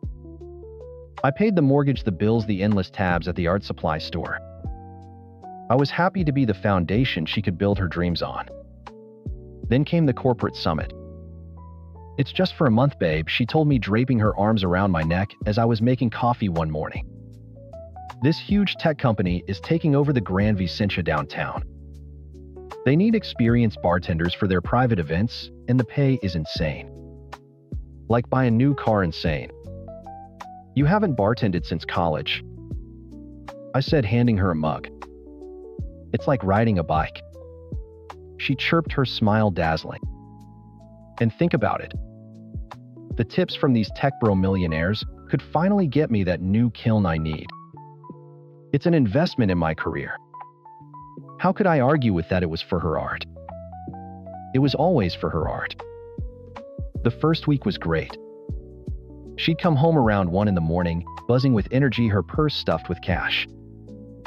She'd dump a mountain of crumpled 20s and 50s on the bed, laughing. "See, I told you." She had stories about arrogant CEOs demanding obscure Scottish whiskies and wild parties on the rooftop pool deck. It felt like we were a team pulling off a heist. By the second week, the stories stopped. She started coming home later, closer to 3 or 4. The cash was still there, but the energy was gone, replaced by a wired, hollowed-out exhaustion. She'd slip into bed without a word, turning her back to me. The smell of the bar on her stale beer and lime was now mixed with something else. An expensive floral perfume I'd never smelled before. And cigarettes? She quit smoking years ago, but the scent clung to her hair like a ghost. Late night, I'd ask in the morning. "You have no idea," she'd mumble into her pillow. "They just don't stop." Suspicion is a funny thing. It starts as a tiny quiet hum in the back of your mind. A single note easy to ignore. Then it gets louder. Her phone, which used to lie face up on the counter, was now permanently face down. She'd get a text and a tight secret smile would flash across her lips before she'd angle the screen away. "Who was that?" I asked one night. "Just Chloe from the bar." "She's hilarious," she said a little too quickly. She never mentioned a Chloe before. The third week was when the lies got lazy. She'd come home at sunrise, claiming they had to do a full inventory. On a Wednesday, she said her manager asked her to stay and help draft the schedule for the final week. I knew she wasn't management. The excuses were thin, translucent, and she didn't even seem to care if I saw right through them. The distance between us wasn't just physical anymore. It was an ocean. I'd try to hug her, and she'd stiffen. I'd try to talk about our future, about starting a family, like we'd always planned, and she'd change the subject to some new, ridiculously expensive handbag she saw a client's wife carry. I felt like I was losing my mind. Was I being jealous? Controlling? Or was my gut screaming at me for a reason? I tried to bring it up gently. Liv, you seem stressed. Is everything okay at the hotel? I asked one afternoon before she left for her shift. She was applying a shade of red lipstick I'd never seen before. Dark. Aggressive. She met my eyes in the mirror, and for a second I saw a stranger. Everything's fine, Kyle, she said, her voice flat. It's just a demanding job. You wouldn't get it. You get to clock out at 5 every day. The comment stung, a deliberate jab at the very stability that allowed her to chase her art and take on these high-paying gigs. It was the first time she'd ever used my life as a weapon against me. The hum in my head became a roar. Tonight was the last Thursday of the summit, the big finale gala. She left wearing a new black dress, one I hadn't seen before. It was sleek, expensive, and cut way lower than anything she'd ever worn. Wow, I said, trying to keep my voice light. You look incredible. Thanks, she said, grabbing her purse, not even looking at me. It's gonna be a late one. Don't wait up. Then she was out the door. No kiss goodbye. Nothing. I sat on our couch for hours, the TV droning on some stupid sitcom, the fake laughter echoing in the silent house. I replayed the last month in my head. The perfume. The face-down phone. The new earrings she claimed she got on clearance. The way she flinched when I touched the small of her back. The lazy, almost insulting lies. At 1:30 p.m. my phone buzzed. A text from her. Asterisk, crazy night. They're keeping the bar open just for the CEO and his execs. Looks like an all-nighter. Don't wait up, babe. Love you. Asterisk. The love you was a punch to the gut. An automated, meaningless reflex. And the excuse. It was the same one she'd used a dozen times. A bar in a 5-star hotel doesn't just stay open all night every night for a private party. There are union rules. Staffing hours. Last call is last call. My heart was hammering against my ribs. I couldn't do this anymore. I couldn't sit here and let this poison eat me alive. I needed to know. I needed to see it with my own eyes. Even if it was the worst possible thing. I needed the truth. I stood up, my hands shaking. I grabbed my keys from the bowl by the door, the metal cold and heavy in my palm. The Grand Vicentia was only a 15-minute drive. 5 years. 5 years is a lifetime. It's long enough to tear down a house, build a new one, and fill it with a completely different kind of love. My phone buzzed on the kitchen counter where my wife Sarah was arranging flowers in a vase. I glanced at the screen. A number I didn't recognize. Asterisk, Kyle, it's me. Olivia. I know this is crazy, but I really need to see you. It's important. Asterisk. My blood ran cold. Sarah looked up, her brow furrowed with concern. Everything okay, honey? Just spam, I lied, deleting the message and shoving the phone in my pocket. But my hand was shaking. An hour later, another one came. Asterisk, please, Kyle. I'm in trouble. I wouldn't ask if it wasn't an emergency. Just one coffee. For old time's sake. Asterisk. Against my better judgment, I agreed. I had to know. I had to close this door for good. I told Sarah an old work buddy was in town unexpectedly. The lie tasted like ash in my mouth. We met at a sterile, soulless coffee chain downtown. She was already there huddled in a corner booth. The 5 years had not been kind. The golden hair was brassy, the vibrant eyes were shadowed with exhaustion and tiny cracks spiderwebbed from their corners. She was thinner, harder. She saw me and tried to conjure the old dazzling smile, but it was a weak, flickering thing. Kyle, she breathed, standing to give me a hug. I sidestepped it and offered a stiff handshake. She recoiled slightly before sliding back into the booth.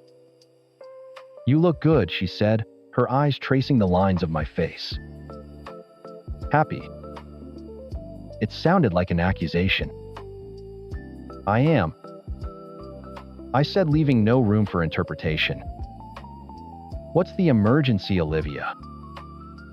She launched into the performance. First, the seduction. She leaned forward, her hand covering mine on the table. "I've thought about you, you know. A lot. I made such a mistake. He wasn't you." I pulled my hand away. "Right. He was just a millionaire." Her face hardened for a split second before the mask of victimhood slipped into place. Her eyes welled up with practiced tears. "He dumped me, Kyle. Just like that. Froze all the accounts, changed the locks. I have nothing. I'm staying on a friend's couch." "A friend, Kyle?" I went from a penthouse to a pull-out sofa. I just stared at her, waiting for the punchline. "I just need a little help," she whispered, the tears now tracking clean paths through her foundation. "To get back on my feet." "Alone?" 5,000. That's all. I know you're doing well. I saw pictures of the house you built on Facebook." So she'd been watching me. The thought made my skin crawl. This wasn't a cry for help, it was an invoice. "No," I said. The word was flat. Final. "No. Just no," she asked, her voice rising in disbelief. "The answer is no, Olivia. We're divorced.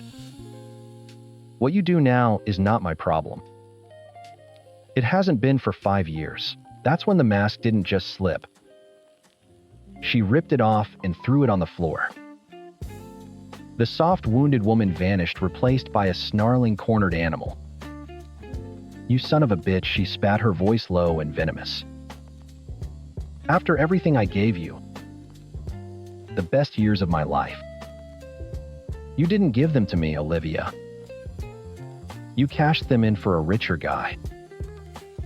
You think you can just walk away," she hissed, leaning so far across the table I could smell the stale coffee on her breath. "That house you sold, our marital home, I never saw a dime. I'm entitled to half.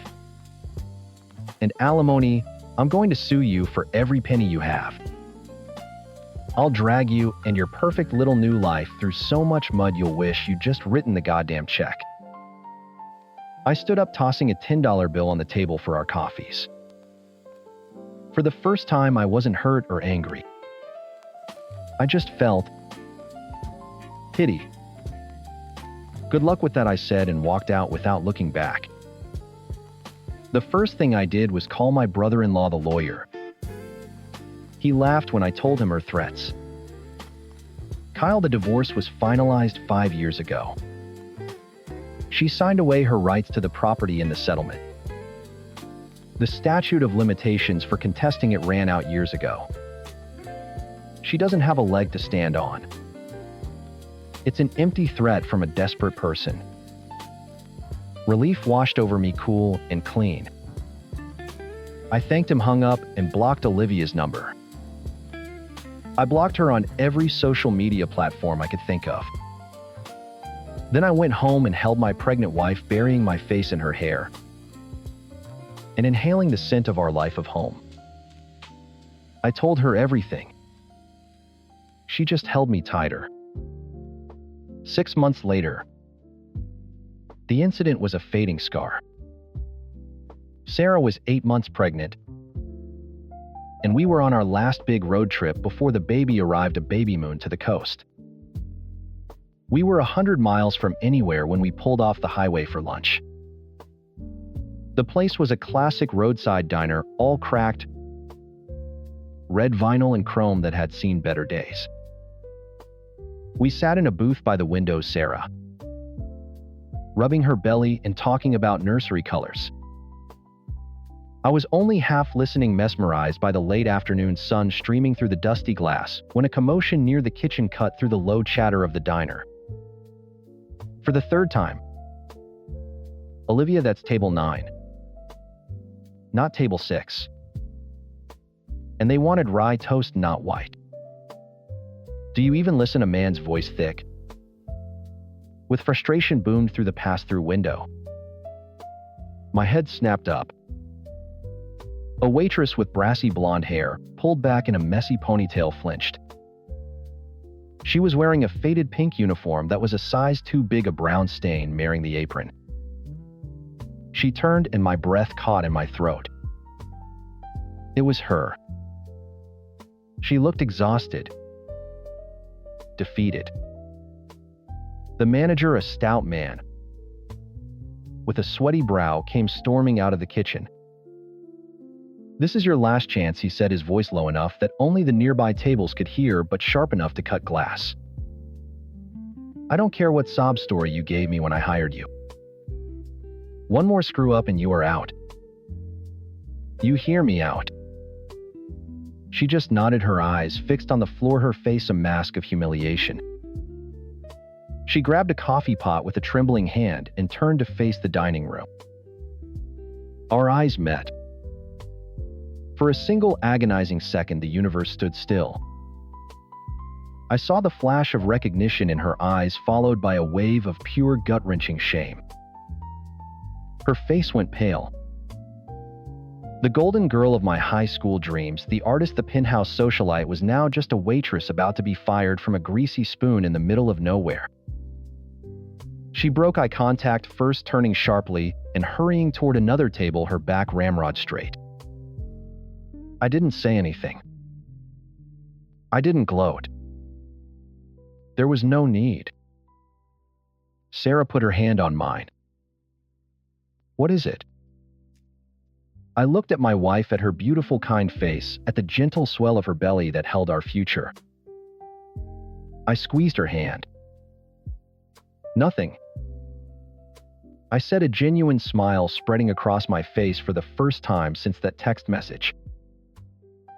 Absolutely nothing at all. The phone call felt like a summons. My mother-in-law, Brenda, has a way of speaking that isn't a request, it's a royal decree wrapped in fake sweetness. "Cynthia, darling," she began, the word darling sliding out like something oily. "Just a reminder that Leo's birthday is this Saturday. We're expecting you, and Liam it too." I took a deep breath, the plastic tubing of my oxygen cannula cool against my skin. "Of course, Brenda. We'll be there." "Wonderful. Mark is grilling burgers. I do hope your delicate constitution can handle some real food for a change." The line went dead before I could respond. I stared at the phone, my husband Liam's reflection looking back at me from the dark screen. He'd heard every word. "You don't have to go," he said, his voice tight. "We can just send a gift. It's your nephew's 5th birthday, Liam. I'm not going to be the reason you miss it."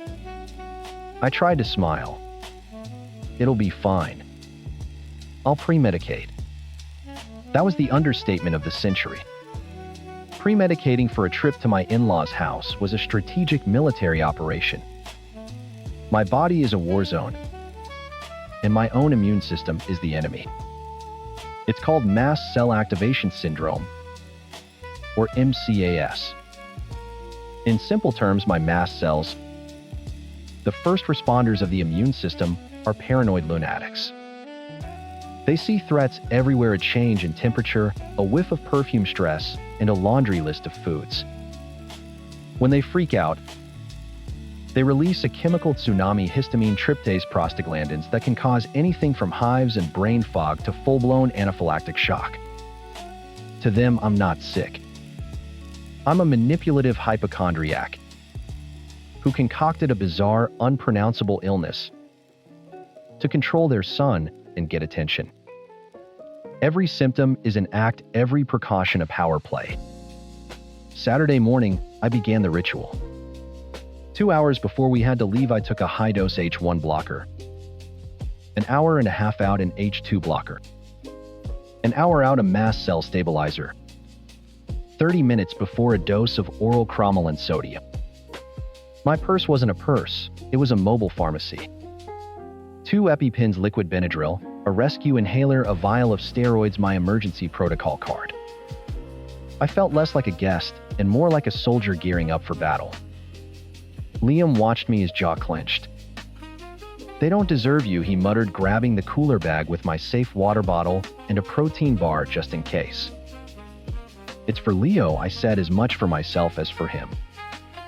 "We'll stay for an hour." Cake, presents, then we're gone. In and out. The moment we stepped into my brother-in-law Mark's backyard, the assault began. The air was thick with the scent of cheap charcoal, Mark's overbearing cologne, and my sister-in-law Karen's perfume.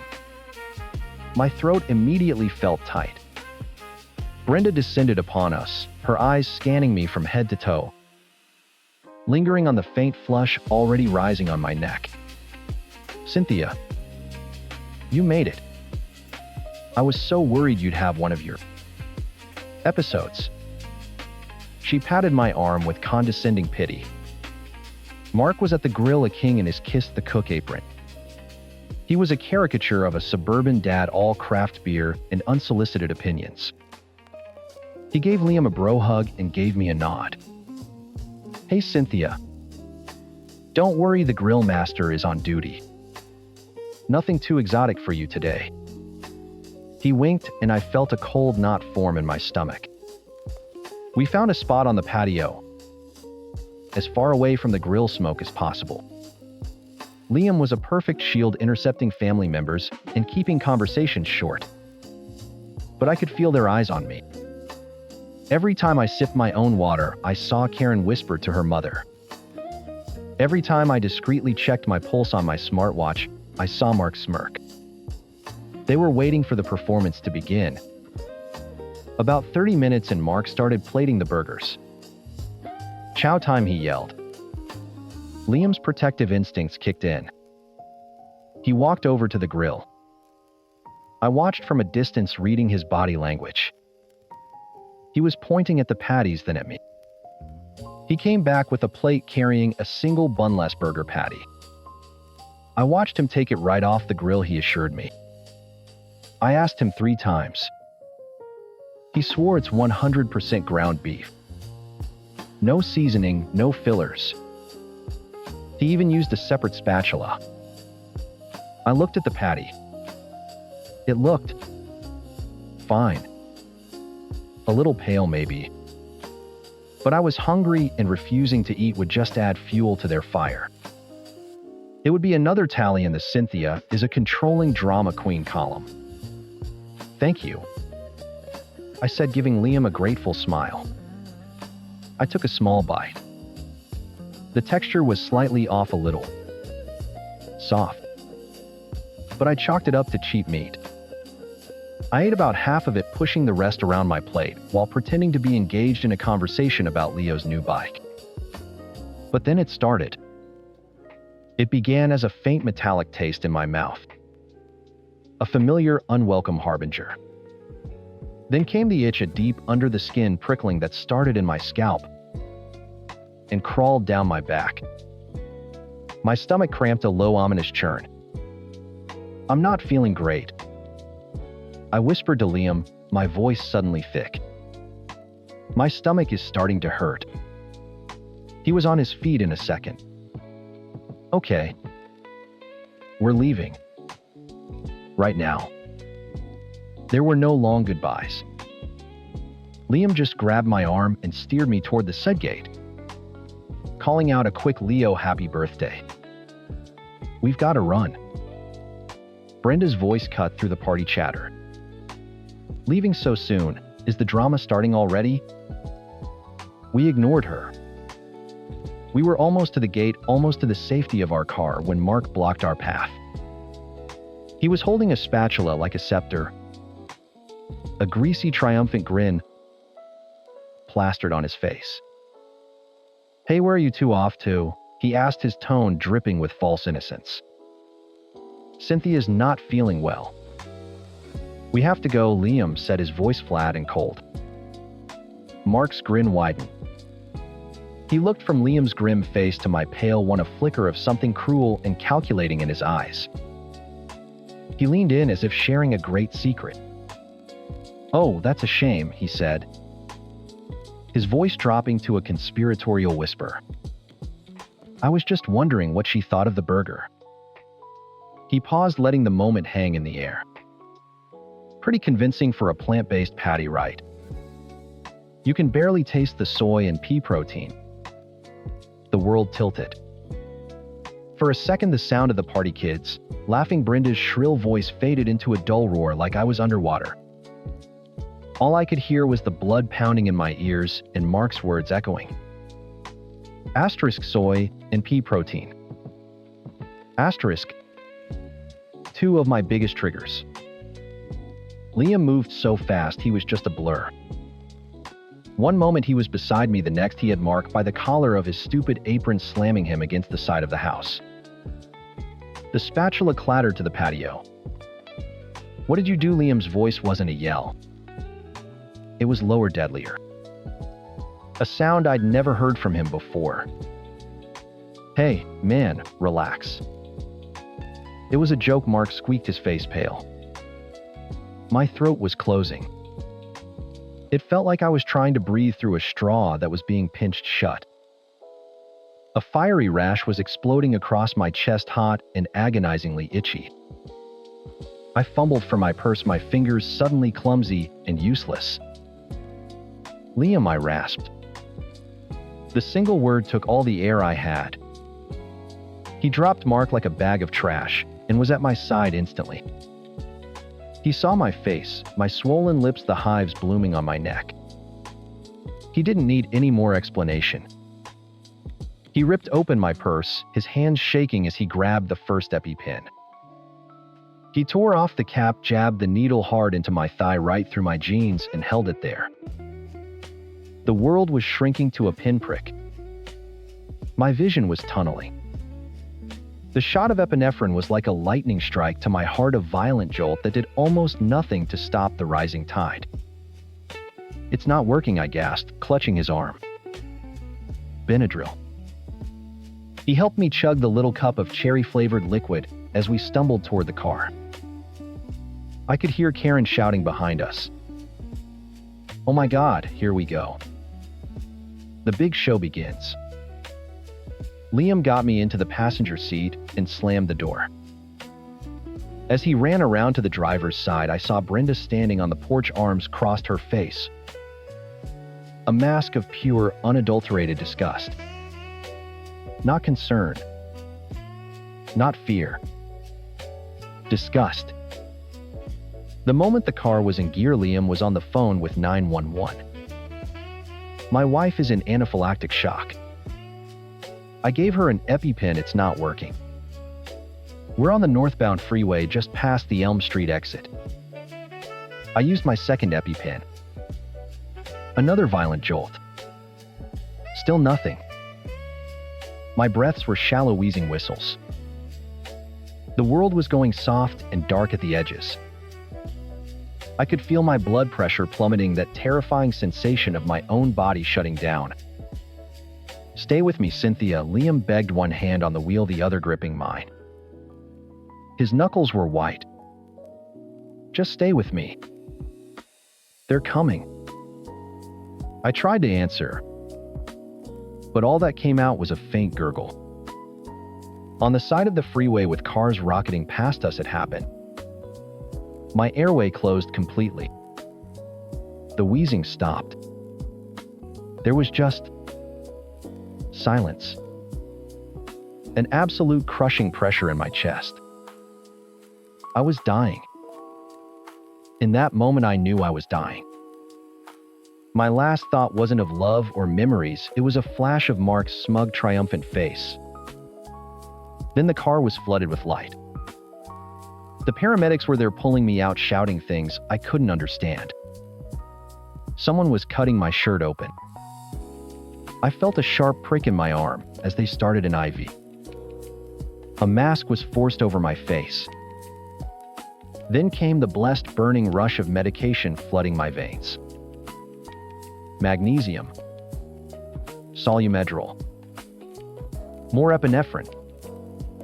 Slowly, painfully, like forcing a locked door, my airway began to open. The first ragged, searing breath of oxygen felt like swallowing fire and glass. I was sobbing. Liam was sobbing, and the paramedics were just calm, steady voices in the chaos. They saved my life on a strip of asphalt next to a drainage ditch. 4 hours in the ER felt like a lifetime. When they finally discharged me, battered and exhausted, we drove home in silence. The trauma was a heavy blanket smothering us both. When we walked in the door, Liam just held me, his body trembling with the aftershocks of rage and terror. The next day, I was propped up in bed, an oxygen cannula back in my nose, feeling like I'd been hit by a truck. The anger was starting to burn through the fog of exhaustion. Not just at Mark, but at the whole system of disbelief I'd been fighting for years. I picked up my phone. I didn't name names. I didn't mention a party. I just wrote a simple public post on Facebook. A friendly PSA. If you're preparing food for others, please be honest about the ingredients. Secretly substituting things can have devastating, life-threatening consequences for people with food allergies and mast cell disorders. It isn't a cute trick. It's a dangerous gamble with someone else's life. I thought it was measured. I thought it was important. I was naive. Within 10 minutes, my phone blew up. It was a text from Karen. A wall of furious words. Asterisk, how dare you? You air our family business on the internet to make my brother look bad. You are the most disgusting, manipulative, attention-seeking person I have ever met. You have ruined this family. You are dead to me. And Liam is dead to me for choosing a psycho like you. Asterisk. My hands were shaking. Before I could even show Liam, my phone started ringing. It was Brenda. I put it on speaker. I have never in my entire life been so ashamed, she began, her voice quivering with theatrical rage. Do you have any idea what you've done? Mark is beside himself. You post that Times accusation Times online, trying to turn everyone against him. He made a mistake. A simple mistake. A mistake. Liam's voice was dangerously quiet. He lied to my face, Mom. He watched her eat something he knew could hurt her. She almost died. Oh. Don't be so dramatic, she shrieked. She's fine, isn't she? Always fine in the end after the big performance is over. You're tearing this family apart over a hamburger. You two and your constant need for drama. You're such martyrs, both of you. So desperate to be the victims. Martyrs? The word hung in the air, cold and sharp. It was the final piece of the puzzle, the key that unlocked the absolute truth of their hatred. They didn't think I was faking. They didn't just misunderstand. They knew. They saw me turn blue on their lawn and they didn't care. They saw my husband screaming for help and felt inconvenience. My near-death experience was less important than their son's bruised ego. They would rather I was dead than for one of them to have to say I'm sorry. Liam took the phone from my hand. "We're done," he said. His voice hollowed out, devoid of all emotion. "What did you say?" Brenda sputtered. "We are done. You, Karen, Mark, all of you. You are no longer a part of our lives. Don't call. Don't text. Don't come to our house. If you see us in public, you will walk the other way. You don't have a son anymore." He hung up the phone and blocked her number.